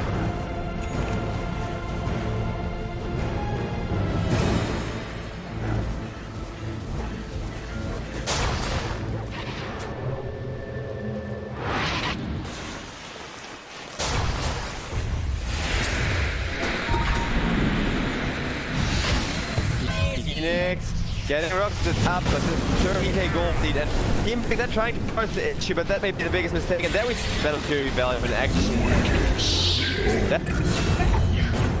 So much damage coming out, and then the Nature's Prophet in the back line being able to hit the Chrono, making things even bigger. And it's gonna be the IO almost dying next to the void, and I feel like this game is just gonna be a stomp from here on out. There isn't really enough for us to say other than speculating when Black may call the GG here, I feel like, and it's really sad. We kind of saw this one coming from the moment the Gyro IO was first picked up here. Has fallen. So, first two games, Becca extremely outskilling Execration and they have zero chance. And then there's like a annual first phase game where they pop up with heroes that don't have any stuns. And just building down the drums. Not sure I want to comment more about that stuff. Yeah. Venom gonna go down as well. The Gyro is trying his hardest to defend. He is sitting at a ton of them. It looks like a 5-man call, but even a 5-man call does not seem good enough with the Venom Man's all win those fights. Phoenix Egg on the contrary, maybe allowing them to go for more kills here, but it looks like they want to play it safe. They want to get out of there. Heating the Venom Man's and all, of course, got it away. 20k gold lead. I don't know, I think they need to run now by Divine Gyro. Yes. Like, don't even finish that BKB stuff or X build instant Divine. I mean, if you win, it will be the way, and that was hope like they're gonna try to run him and look at the fight. If they don't do anything right now, the game is instantly over. Like, there's no comeback mechanic, there's nothing like in the draft already that I favor Execution. I don't know, like, they literally pick 3 hit to stance on IO Gyro. I don't think this can happen in this bracket. Yeah, it really just looks like this game is gonna be over here. Radiant are scanning. Team, they pulled ahead for a little while, but pulling it for a little while isn't gonna cut it. And Void, he went for a very interesting build, Aghanims plus Battle Fury. I think if you're building that Aghanims, you could have as well gone for a Maelstrom here. But that Battle Fury in the crossfire is so huge. Void gets caught trying to teleport. 2-3 people after there's man fight the fight. Nope, he's just gonna mount and walk away.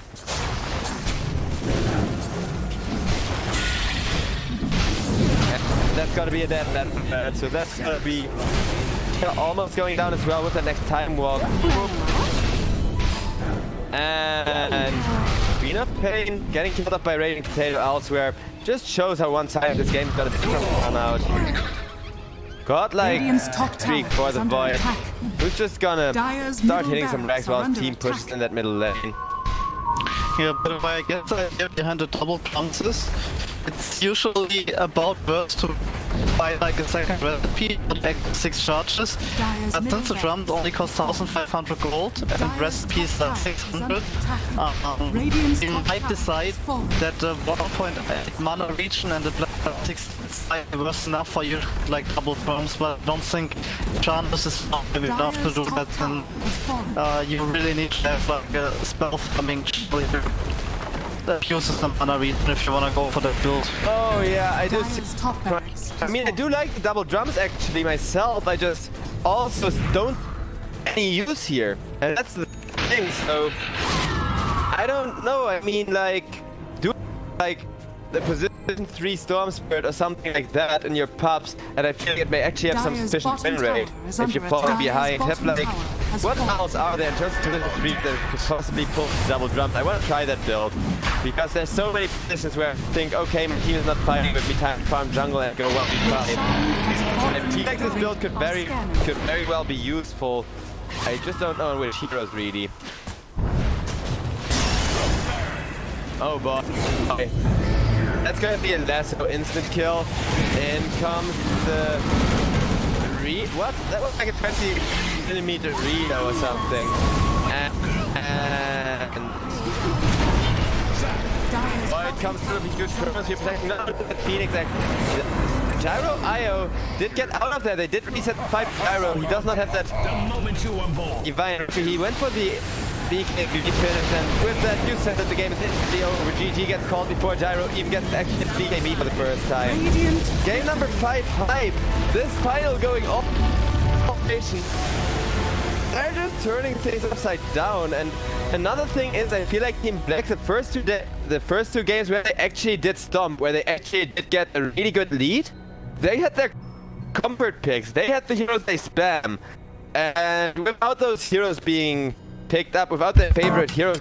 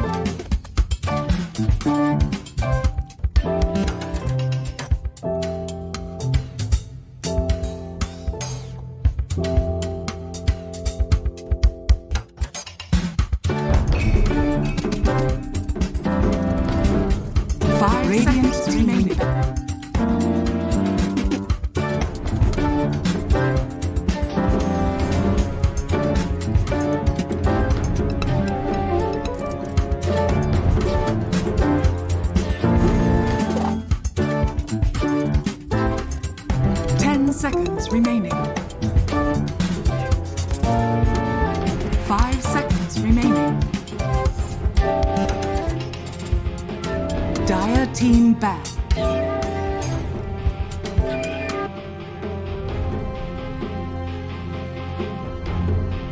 Radiant team banned.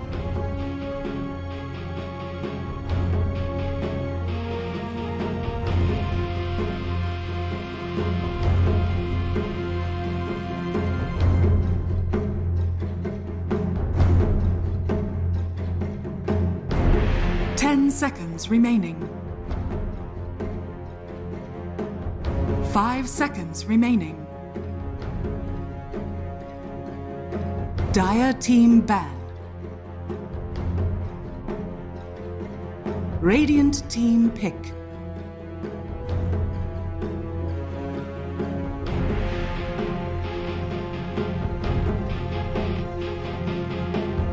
Dire team pick.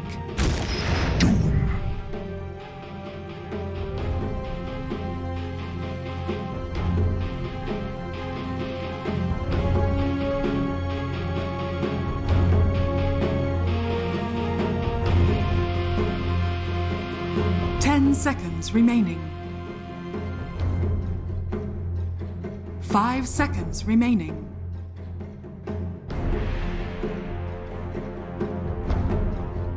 Radiant team pick. Alright, ladies and gentlemen, with that we are back for the very last game. And what a final. It's been really chaotic. It's been some really weird games with like Team Black actually just first picked up a Gyro IO combo, something they did a lot, and they keep losing with it. But it seems like they really value it as that early pick. Let's see how they're gonna draft this time around. Let's see if they're not gonna get outdrafted here. But I feel like this is also really close as which team gets push the aggression, which team has the better draft, because, well, it's a very close match in terms of skills, and Team Action picking up a Doom plus a Snapfire here. 5 seconds remaining. Radiant team ban. Faceless Void. Yeah, they instantly picked the Void.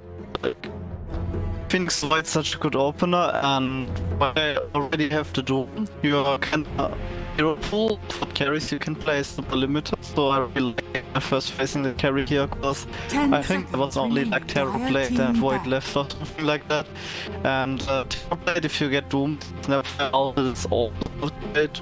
Yeah, the Snapfire against Phoenix is pretty big, so at least there's synergy, but like you said, there isn't really a lot of carries left, so Team Execration, they may just not find a good late game to take control of the game.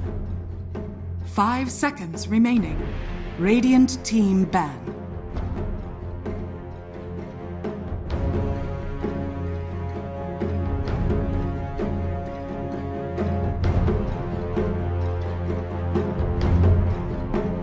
Dire team ban.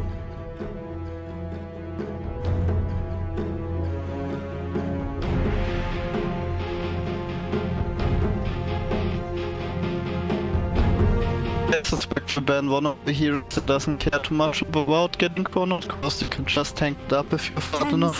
Yeah, and I think there's a bunch of those heroes available here. If you just, you know, punish Execration for already letting you pick up a good carry by getting all the carry. Yeah, Wraith King, another one of those. And a really huge carry in the right hands too. I feel like he hasn't really played that much anymore outside of pubs. Dire team ban. If he just gets to that point where he's freaking immortal and everything, like literally immortal at a given point, where he just every 40 seconds gets a free revive and then still is one of the most tanky heroes in the game, I feel like you'd actually want to get Chrono, because then the Chronosphere is down, and you know, that would just be Radiant really darn huge. Queen of Pain. To show Quap against Doom, but well, it's just a really good hero. Can be good every time. I also already have like a good team fight on team play. And yeah, team fighting is their strength. They are definitely going for a draft that they are comfortable with here, that they can run really well as Team Execration. Pick up a Rubik now. Radiant team pick. Clockwork. Not sure if I actually like the Rubik pick. I mean, you can lift the quap, but outside from that, like having a lift not that strong on lane, it's not really dealing something like super important, even if you 10 steal seconds. crossover, it's Radiant actually team not big. Anti-mage. Dire team yeah. back. There's It's the gonna be anti-match. anti-mage for And- Execration. and it's I'm not feeling this pick. And it's anti-match against Void. Oof. I mean, and it does get to the point where he has like Basher, Manta style, Battle Fury plus one more item most of the time. I feel 10 like you really need seconds to remaining. burn Void mana before you can Crone or Radiant put him in a team position back. where Butterfly also really good here. But the anti-mage, he needs to survive the Chrono and be in a position where he can burn Void's mana. So you kind of force the Void to just Chrono up the anti-mage and then the rest of your team jump in. But that seems so insanely hard to get there in the first place, let alone to make that work out properly. 10 seconds Dire remaining. Ban.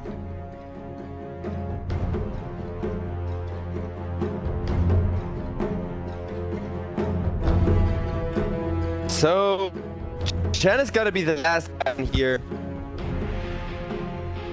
That one I really do like. It were Team Black 10 they seconds had remaining. pretty much instant success with that Chen every freaking time. 5 seconds remaining. Team Black now debating on what plan they're going for here.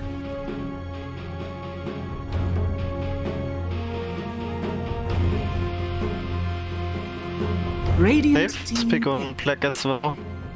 So what often do you want against anti-match? Anything with Blink AoE stun. Slar, Centaur, Tide, you name it.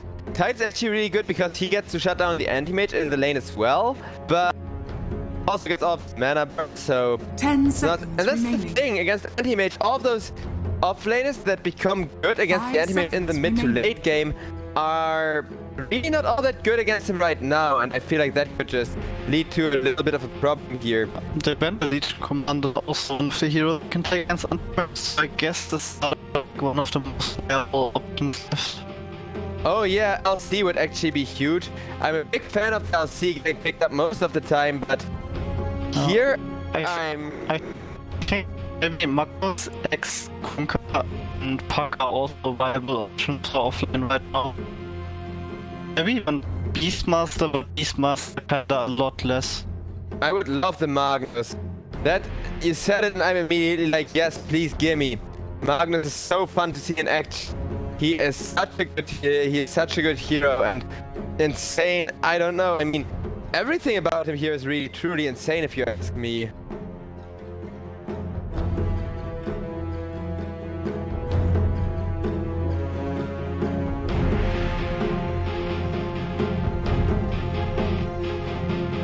Alright, last pick from Execration. I guess it's an offlane Doom. We haven't had Doom on mid yet, right? But the question is what mid lane can carry this game for Execration. And Spirit, they have like Blink heroes that get countered by silence, so why not Spirit you can create a lot of space? Fuck up team combos can play against Cloud, can get the cogs. What else is there? There's still a Void Spirit, but I guess I don't really like Dire to team match up against the Queen of Pain. Templar Assassin. oh, now I actually think this game still very much go the way of Execration. I feel like Anti-Mage and Templar Assassin, their power curves match so well. Both of those heroes really like being on the same team, and I feel like the Templar Assassin is also one of the few heroes who can actually just do something about this Void. She comes online by the time the Void isn't yet completely unkillable and doesn't yet have the damage to just one-man Chrono the Templar Assassin, so I could see her, if she doesn't lose the mid lane of course, really pull ahead. It's gonna be hard not completely losing that mid lane. I guess the Queen of Pain is just gonna constantly melt your refractions, but in sense, this 50-50 matchup can very well also just go the way of the Templar Assassin, because Queen of Pain has very little armor to work, really does take a lot of damage from the Psyblade. That's... I don't know. I think they have like 5 ways to 10 the seconds TA, remaining. even a mid and late TA, she just like Chrono, and 5 seconds TA is not remaining. hero you can like fight all the time. have two heroes to flash from, the kind of do the same, and you don't have all that space. And on Team Black, they have literally like 3 heroes that can play and jump on you, so I don't know really. Like,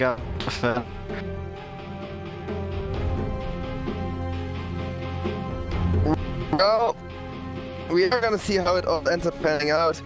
If the Templar Assassin pulls ahead, I can definitely see her draft win, but it's gonna be difficult actually making her pull ahead far enough to pull that off. So whether or not it's gonna be the case is a different story.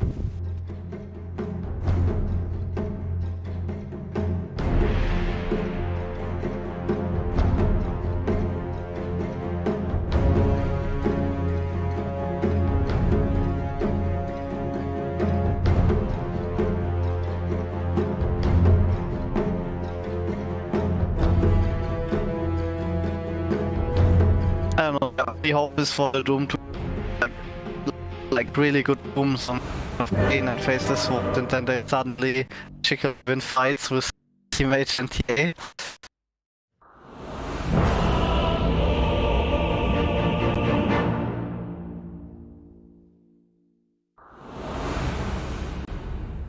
Oh boy. I mean, this could very well be a super long game, and who do you think is the late, ultra late game? Do you think a Void alone can Prepare carry this for battle. against like Templar Assassin and Anti-Mage? Or do you think Execration have a shot at playing super defensively if they end up falling behind, just making this game go to the 50-minute mark and then winning it that way?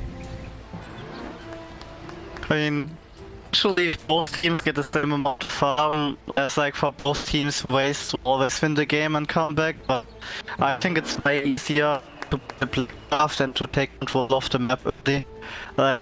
This month it's gonna have like a super good game, and it takes like the time to take control of the full enemy. So I don't think I don't know where this TA and anti-mage want to go, and the Void Beast and Clock that can constantly apply kill pressure and make them play 30 seconds Crazy. to battle.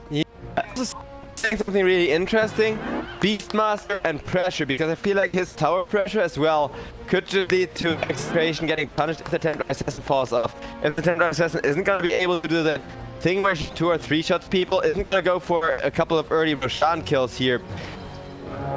It's just gonna be Beastmaster snowball for Team Black and winning this game off of, well, The just battle begins.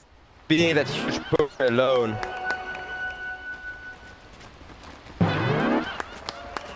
Oh, the Rotor bash, giving this voice nice 3 hits to his face.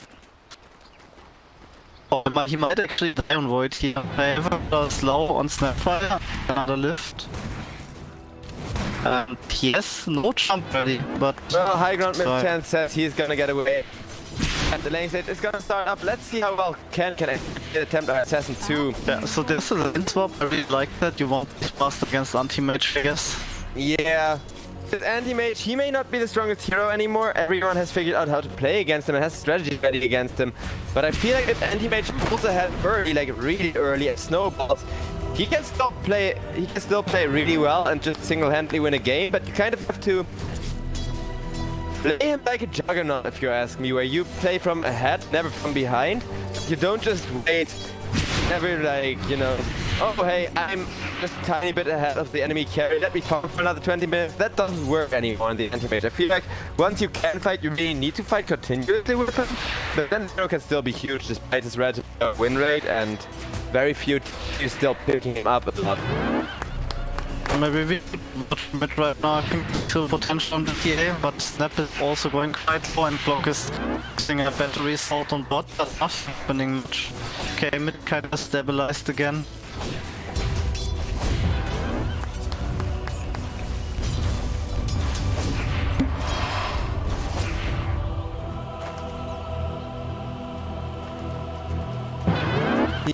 Yeah, the Templar Assassin is actually falling behind quite a bit against the Queen of Pain, which is really not the way that Team Execration want this lane to go. There might be a kill on Clock, but well, it's Clock, he's fine. He's so tanky. Looking at this Void's farm, he's also doing pretty darn well on Team Black. They already want to win all 3 of the lanes. That's how They did take 2 games in this series already, just win the laning stage, and from there on out you pretty much won the game. So they just need to get this going, they just need to keep fighting like this, and it could be a very one-sided game once again.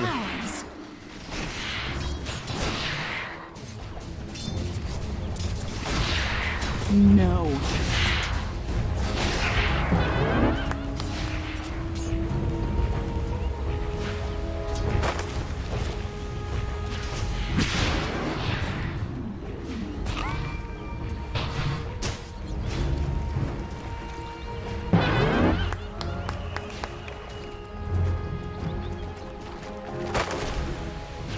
Radiant's courier has been killed.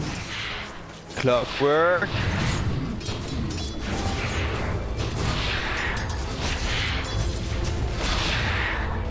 He's trying his best to just bully this Rubik out of the limit. Also, it's really at risk of being gone on with that Rubik lift as Doom just having a ton of damage. But short. Oh, so no one kill potential. Clockwork can now just run again, frontline again till the next Scorched Earth, really. And he's now probably gonna take the center, so from the center sun as well. Yeah, this is still looking like a very strong lane for the side of Execration, but they do need to get killed, especially against this Void who's just having the time of his life. Templar Assassin has finally taken over. The Queen of Pain here is finally starting to look pretty strong in the lane. Took her long enough, but and I really trust his mid lane skills. And it looks like we may be in for a very late first blood here. Yeah, it might be on the clock though. It's gonna happen just as I mentioned the word first. On the beast. She got the boogie first, so not too bad. Well, the Beast Monster going down to the anti-mage may make it not quite as good as you'd think, because you really do not want the anti-mage to be the one to secure that kill. Like, anti-mage, he needs Battle Fury timing. He's able to make kills in the lane, and getting that Battle Fury timing is actually what he needs to, really needs to win a game. I admit nothing but my sadness that you're gone. And the best and all of Dota being spammed out.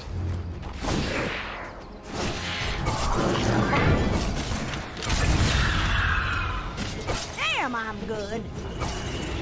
Oh, if I got a kill on Phoenix there as well in this lane. And these kills are happening fast on the side of Execration. They are just pulling ahead so well in the laning stage. Jackpot!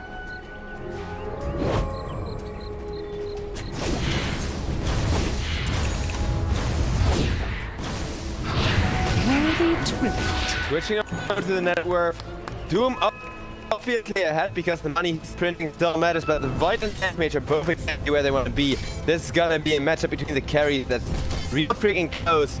And well, Templar Assassin, she is still kind of behind, did spend a lot on regen, but can, once he starts jungling up, are there any decks for him actually? I don't think there are, and Clockwork now goes around and can Templar Assassin getting cocked up and getting Queen of Pain ulted down. Perfectly played around the level 6 timing from the Queen of Pain.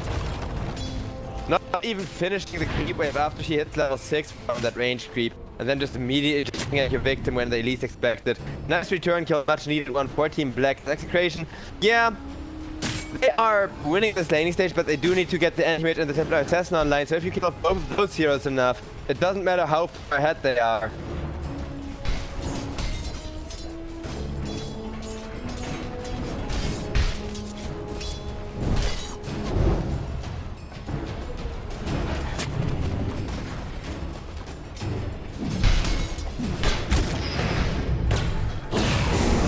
Might be going to Dome, but yes, he's quite. He even has a bomb left. Well, so much for the fight tank, he just gets bashed twice in a row. For some reason he didn't use the storm, but I'm sure he can cast it between the clock. I don't think it's between the bashes there actually, because the first time he got bashed he was in the cast animation. Maybe after that he was just like... He didn't try to cast it. He was never in the animation. Are you sure? Yeah. The animation places are Q. Even if it's interrupted like immediately? Yeah. Ah, okay. Okay, see, that's good to know.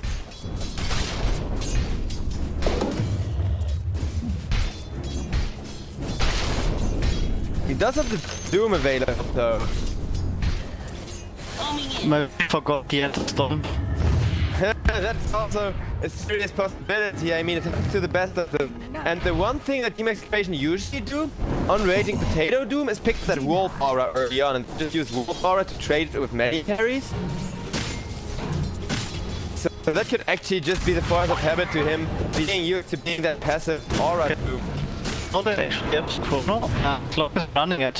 So they're actually going for Doom again. With the Queen of Pain coming in, they're gonna get it. The Queen of Pain, she's the hero that loves to gang. You become And that gang isn't gonna happen for the Black Runner and even further.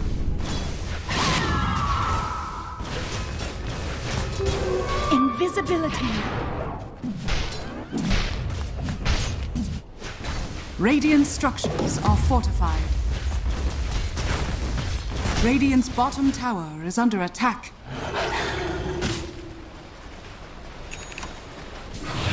Well, because it's getting a Dominator now, so as ultimate he's a Dominator, this might be the moment where he's gonna be super strong. Radiant's bottom tower Oh yeah, and he is would under really attack. love the Anti-Mage. Yeah. Beastmaster's cast animation for the roar long enough that you can realistically counterspell? I don't think so, right? You can counterspell, sure. Like, you have to be really smooth when you try to ultimate on beast. Okay, so... I mean, he can just do hit towers right now, but what's anti-mage gonna do? Oh yeah, we just saw the roar being cancelled and Anti-Mage immediately proccing that spell shield. So for 10 seconds he can't really show up in the Beastmaster's roar range. Under the tower. Oh, he ulted him cause he cooldown. He has 15 second cooldown after he just hold that tower. Yeah, no. Probably could have teammates by allowing him to but they're getting so anyway, but not the Doom's rotating top, so they're stopping him there. Or maybe the Doom just wants to eat his dominant for some tasty extra gold. I mean, it is a ton of cash, but I do think with that Doom available, you can't just rotate even. Oh, they're seeing the Doom on the Hawk. Ooh. Yeah. This could have gone really bad actually. He walks away just at the right time there. As he sees the Beastmaster walking directly at him, he knows, oh, damn, I got scouted out, and minimized the hookshot off the mark, but Doom gets gone on. He does do up the Beastmaster, but what does that really bring you if there's... I don't think he saw Queen of Pain until it was too late, otherwise he wouldn't have cast this ultimate, because that was Radiant's such a middle bad tower ultimate is under for attack. the side of Execration. Meanwhile, the Templar Assassin is farming up though. So the next time Doom comes off cooldown, maybe, you know, they can make something happen. Maybe they can even rotate the Templar Assassin out of the jungle early on. She is getting a really good Desolate timing at this rate. Yeah, they have to Chrono up now and looks like Beast is getting tower now.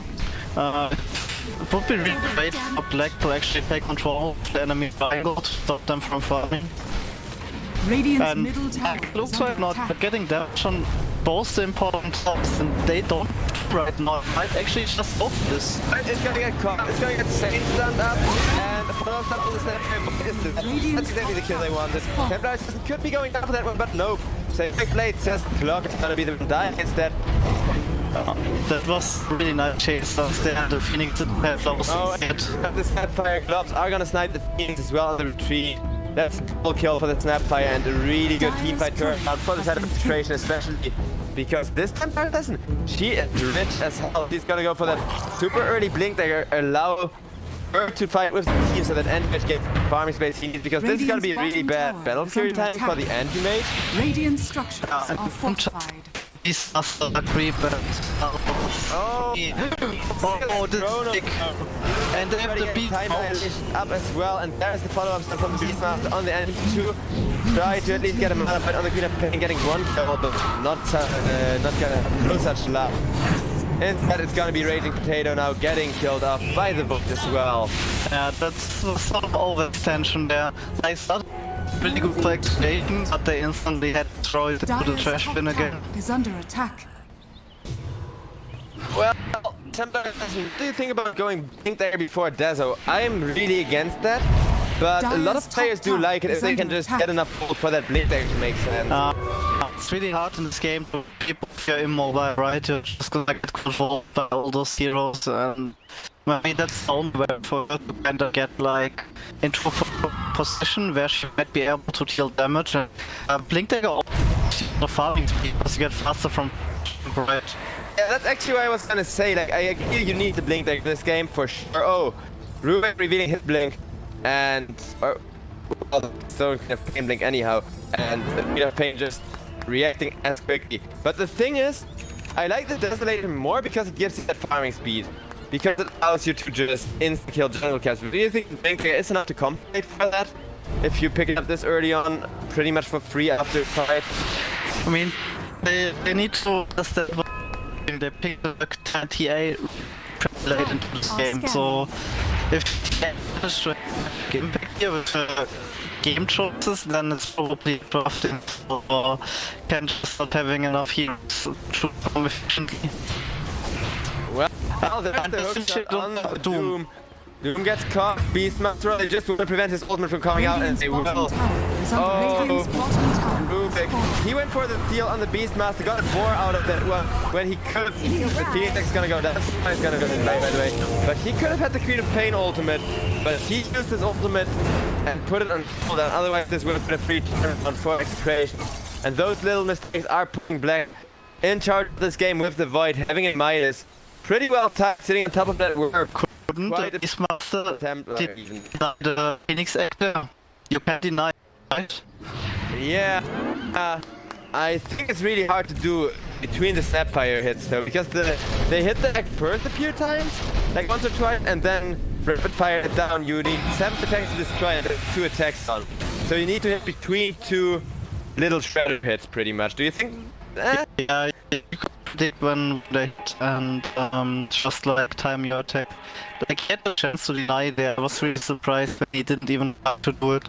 Like, but he was Snapfire to stop his out there right back there. I mean, they just expected his team to protect the egg. Sadly they didn't, but they could have at least do him a favor and deny him. Now 3 people disconnected in the process in the interesting turn of events. Well, that's what happens if all 3 are using the same VPN here. And I feel like, I'm not sure if Execration is the bootcamp. I know for a fact that Black, they are actually sitting together in real life, bootcamping together, and they have been improving a lot throughout this tournament from that bootcamping. But I wonder if that's gonna be enough to get them a victory here. The first reconnect is coming in, which means probably the other 2 reconnects are coming in.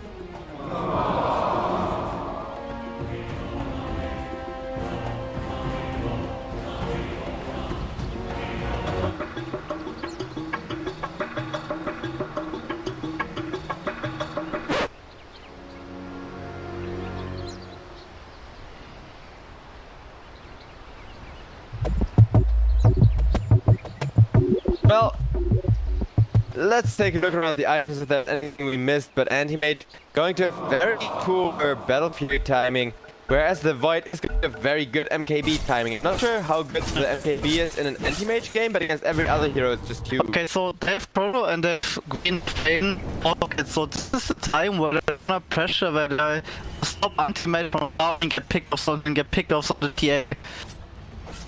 Let's see if they can actually do it though, because TA, she is far gone, but the anti-mage, oh yeah, no, he's gonna get caught. No chance to spell shield the Orchid or what? Can you spell shield the Orchid or does only work for... And, but it's not like you have that, you can't react because it's instant, right? Yeah. Dire's top tower is I mean, under attack. They still kind of just ran in, not giving a route that weren't with any defensive wards or that area of the map either. I was smoked at Dire's top tower. Not all of them, were they? They were dropped at least, but there wasn't a way to combat that much special. That should help. Yes, he's like, hey, I don't know what's happened, I don't have anything to try to randomly use the skill, maybe nothing happens. Time is money. Generation. Anyway, We have seen a couple of like those kind of plays already, where you just decide, hey, I'm just gonna farm this creep and then be gone. took the spell for the left lane, but here it didn't happen, which is quite understandable. Doom gets Queen of Pain ulted though, and the Rubik dies as well. Team Black, they're playing around the cooldown so well. They still have that Chronosphere, which means they still have that push. They can still just run down towers. Not a thing to worry about. Blessings. Yeah, Radiant Black are doing are exactly scanning. what they need to do. Take over the map, make sure TA anti-mage can't really farm while Black's having a really nice time. And this anti-mage might just die again.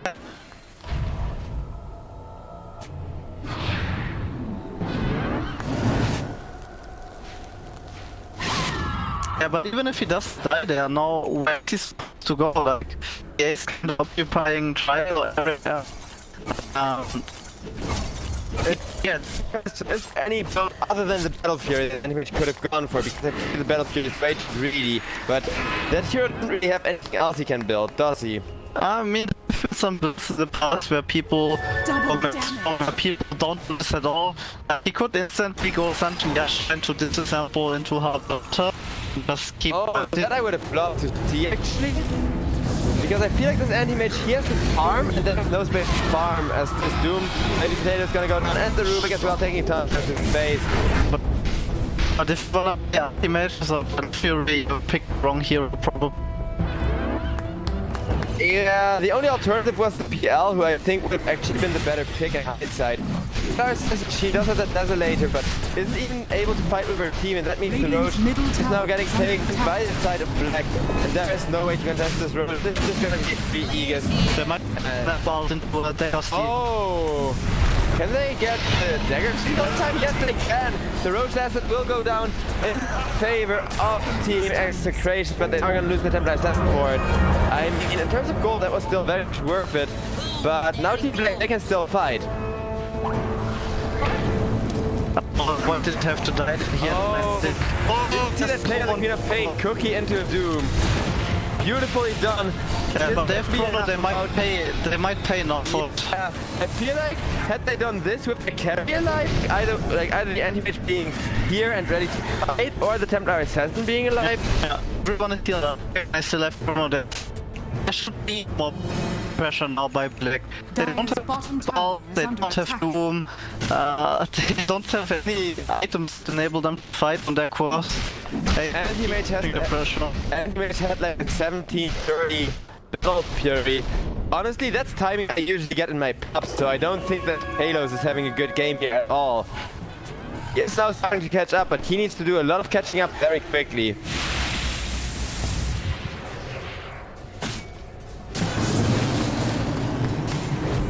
And yeah, like you said, this anti-mage here, nowhere to run to, nowhere to go to farm. And the Templar Assassin, who has farmed really well, can put that farm into use. Now has to go for a BKB. Gold is still super even, and it can still go every way. The anti-mage split pushing with Team Black losing like a critical team fight while the anti-mage is pushing. They could end up losing Rex in just like 10 minutes from now when they least expect it. But I feel like that's the way to kind of deal for Team Execration here, because if your Templar Assassin Dire's isn't top running it, tower isn't is under attack. one or two shotting people, this hero is not doing its job, and now all of the big ultimates are available for Black. If they group up and want to fight, there is nothing you can do about it.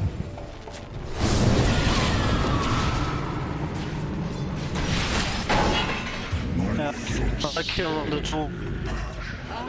The Zoom is hey, I'm opening and my cost just like anti-mage TA and I just wanna farm.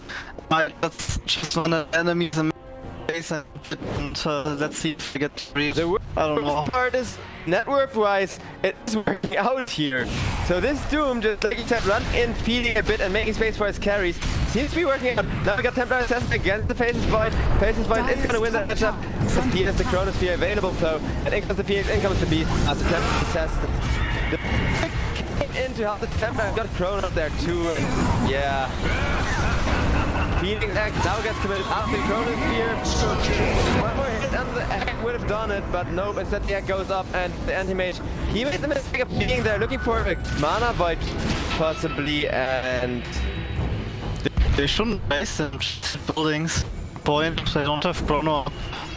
Maybe they can TP it took him, but it's a really good idea to chase the anti-mage and 4 people are dead. Well, the Beastmaster who went for a Necrobook this game is going to use that Necrobook to push the mid Radiant's lane. middle tower is under attack. And still don't get the anti-mage. Are fortified. Yeah, I don't know, like they could have taken the 2 tower there and made sure, like, the whole area, like tier 2, make sure they don't have any place to farm again, and then just put like these hogs in your stuff on the map, and when you see anti-mage, use 2 TPs and just...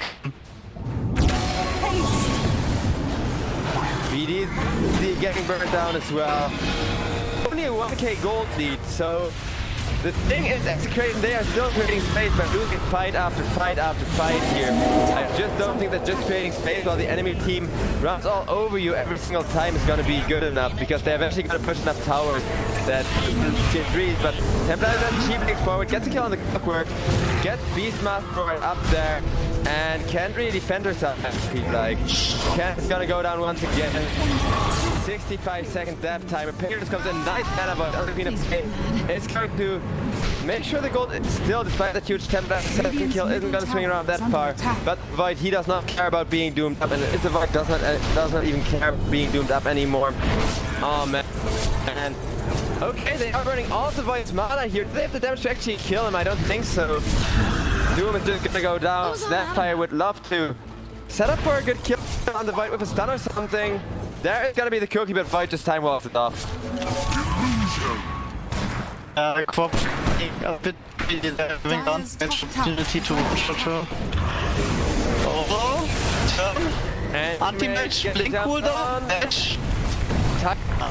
He's smattering so much there. He is gonna get that blink of cooldown and is gonna use that to kill the clock. That's Chrono soon, like in 5 seconds, Chrono. Opposite life is... I don't think they want to risk it because Templar Assassin is about to be back, and if she would like come in time, especially if the Void runs at them, they would have paced until like this area somewhere, and then the TA could have just teleported mid or bottom tower and perhaps punch the Void for a greedy Chrono. I mean, here's Chrono available, they have the Egg and the Queen of Pain ultimate available. This just feels like Black.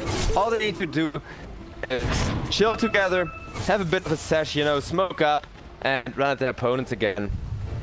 What do you think about the double link? And this is kind of taking away from the pressure you can do because it's too defensive, or is it actually fine for anti-mage have a bit played and well, isn't the don't get wounded? I agree with the double link, I don't agree with its timing, because you are completely on point. It is taking away a bit of pressure. Have Void finishes MKB and then gone for the Link Sphere? I feel like it would have been really good. The Queen of Pain, I really like the Lincoln's time because she gets an Orchid. She's already doing her job in those fights. I just feel like if the Void gets to a point where he doesn't have enough damage to kill people in the Chronosphere, that's pretty much the win condition for Execration. How hard these fights have been for them.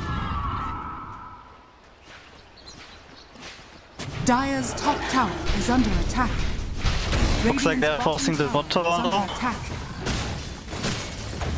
No, his anti-matches get it locked and he also just I don't should happen really. Like you pick up pretty heroes and you don't really punish you, and you can still save even a bad sign.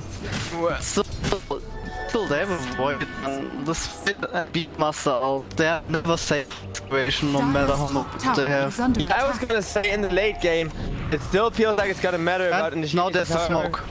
Dire's top tower the Doom is also never going to not ruin the Void today, so I think like that's really going both sides. It's just that Team Black have a little bit more of those big ultimates that you can't do anything against. But like you said, if they find good Dooms on the Void, on the Queen of Pain, oh, a good hookshot on the Snapfire there. She's Guardian really trusts Cookie, but it's just gonna run into the Templar Assassin, so she is killing out the work. There's the Phoenix Egg, that's Queen of Pain, making sure she can't even move. And those really big long cooldown ultimates are paying off. Doom didn't do the fight when he had the chance because, well, all of their damage is gone except for the anti-mage Rubik. And just to teleport out of there, and anti-mage, he just started hitting the tier 3 tower. Payloads he is having so much impact on this anti-mage already. Just by split pushing, just by being in all the lanes and knowing he can survive it. Yeah, like I said, just needs to put their horse into their own jungle, and they see him one time in the wrong spot, just don't know to people on the map and in. And it looks like the Phoenix is gonna go for Heaven's Halberd here.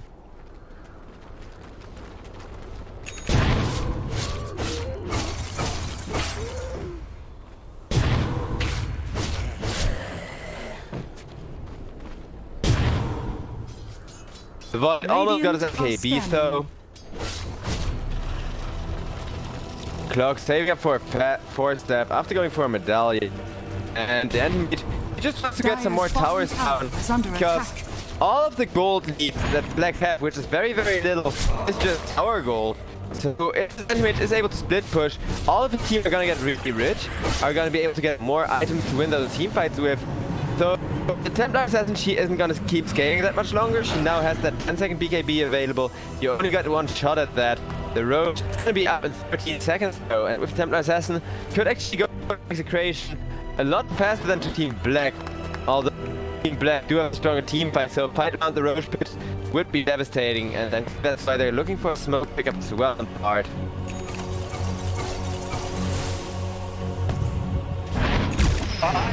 I admit nothing but my sadness that you're gone.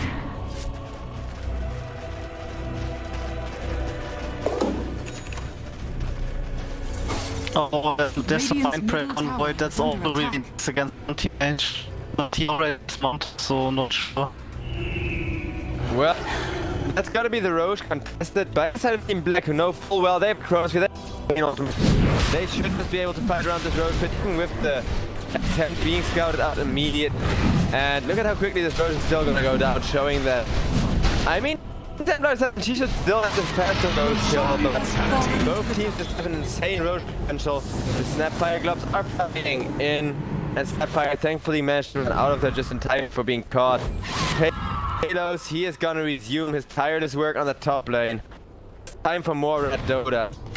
As, I mean, the good news is he's gonna have really good Abyss Blade timing. The bad news is he is not gonna have buyback. If it's gonna be an all-out fight, be completely ridiculous, and Doom goes on down. Dire's top tower is under attack. The snap. Middle tower is under attack. Tick. Oh, the chrono on the anti-mage. Yeah, anti-mage being chrono. It's just got mean. Oh wait, anti-mage actually able to get away there. Perfectly played. Assassin with BKB running at everybody, but the Void is the issue. Nice double tap from the Doom, but not gonna be enough to keep the Templar Assassin safe from the Void. And with the good pay off, she's gonna go down. The Doom is gonna go down. EA has the buyback. Oh my god. Like, as they hit these ultimates, there's just no chance to win, and that's an ultra kill for the Void. To the second he has his MKB, really goes on a freaking like ultra kill. I feel like he could have just bought Dire's middle tower is under attack. MKB and then the Link of Fear, because how much damage that really was for him. But either way, this Void is insanely strong. The fights before, even when they got doomed on Void, they just didn't care, like, didn't die, right? So, it was not even for deal getting doomed. They have the Phoenix heal, they have like other super strong heroes to protect them. The only reason to build Links is because you're afraid of Templar Assassin damage, which isn't even that much anymore. But if the Templar Assassin doesn't like 3 or 4 shot people, it's pretty much gonna be a GG soon. And I'm afraid this game is gonna be as one-sided as this series was just the teams taking turns stomping each other.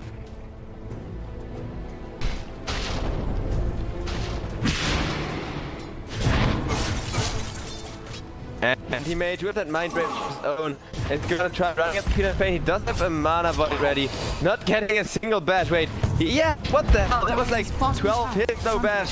There it is. The run can be such a pain. But Anti-Mage is just, yeah, he is missing that kill because of RNG. I don't know, I think Pain was waiting there. Waiting for the team. Yeah, but I feel like if he just got like a first or second hit bash and mana void at the right time, she would have still died. Yeah, but she has link guns, you can't mana void. Oh yeah, right. That may actually be why he cancelled it. Dire's rather structures than are fortified. pain, Radiant's top tower is under attack. having some sort Dyer's of middle mana tower remaining. is under attack. This is actually just looking Dyer's so middle one-sided tower now. has fallen. As Team Black are trying to have a chance to finish. Execration, they are pushing down the middle lane. They want Radiant's some top counter tower objectives has here. fallen. Dyer's middle tower is under attack.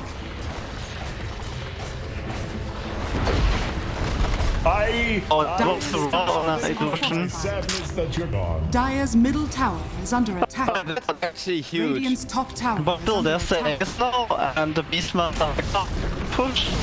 I feel like they need country, to you go have backlines. It's got to be blue. So for now the base is defended, but I feel like just defending isn't going to be good enough. You have to go in from behind. Catch Phoenix, catch the Cloud, catch any one of those heroes, and that's gonna be a Doom on campaign. That's a good catch. Doom does not have buyback campaign, it's just being healed up.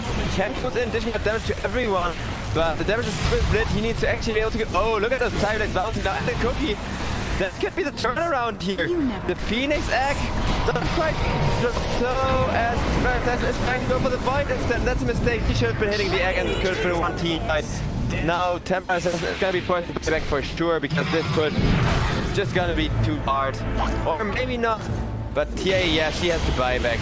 And they do have twice. If they don't kill the void twice, it's just gonna be GG and the void isn't even the die one. Yeah. And Mage, he just map-fights the void, and he ends up losing that map-fight. 100% god, and Mage Templar doesn't die, but GG, well played. Radiant's top barracks are under And the run of function. Oh, Just for the fountain actually, and Oh, no. Doom, but with so much follow-up that behind the fight, I feel a nice escape from the room because the ultimate of his. Phoenix almost dying for a single Equus dive through the fountain, but this is a triple kill. You know what I'm most surprised by? Radiant's top barracks. Why are Radiant's top Black not just running for the Tier 4 towers? They have more than enough push for the map. also, they're taking this game serious at this point. Yeah, that kind of makes sense. Void is now starting to try and fill it. What do I expect they aren't calling it? I mean, it's the grand finals and all. And if they somehow pull off this game, it's gonna like Radiant's middle tower has get a fallen. few $1,000s for them, but what really do? Radiant's Yoink, middle that's gonna be the tower end has now. fallen. Getting work done. Radiant's ancient And attack. good game, well played. It's getting called by the Templar says that plays his void just hit it too hard, too fast. Man, this series was so weird. Team Black just got outdrafted really super freaking hard twice. I feel like maybe, actually, like you were saying, maybe they didn't take the series seriously because that Gyrocopter plus IO, they picked it before as a first pick, and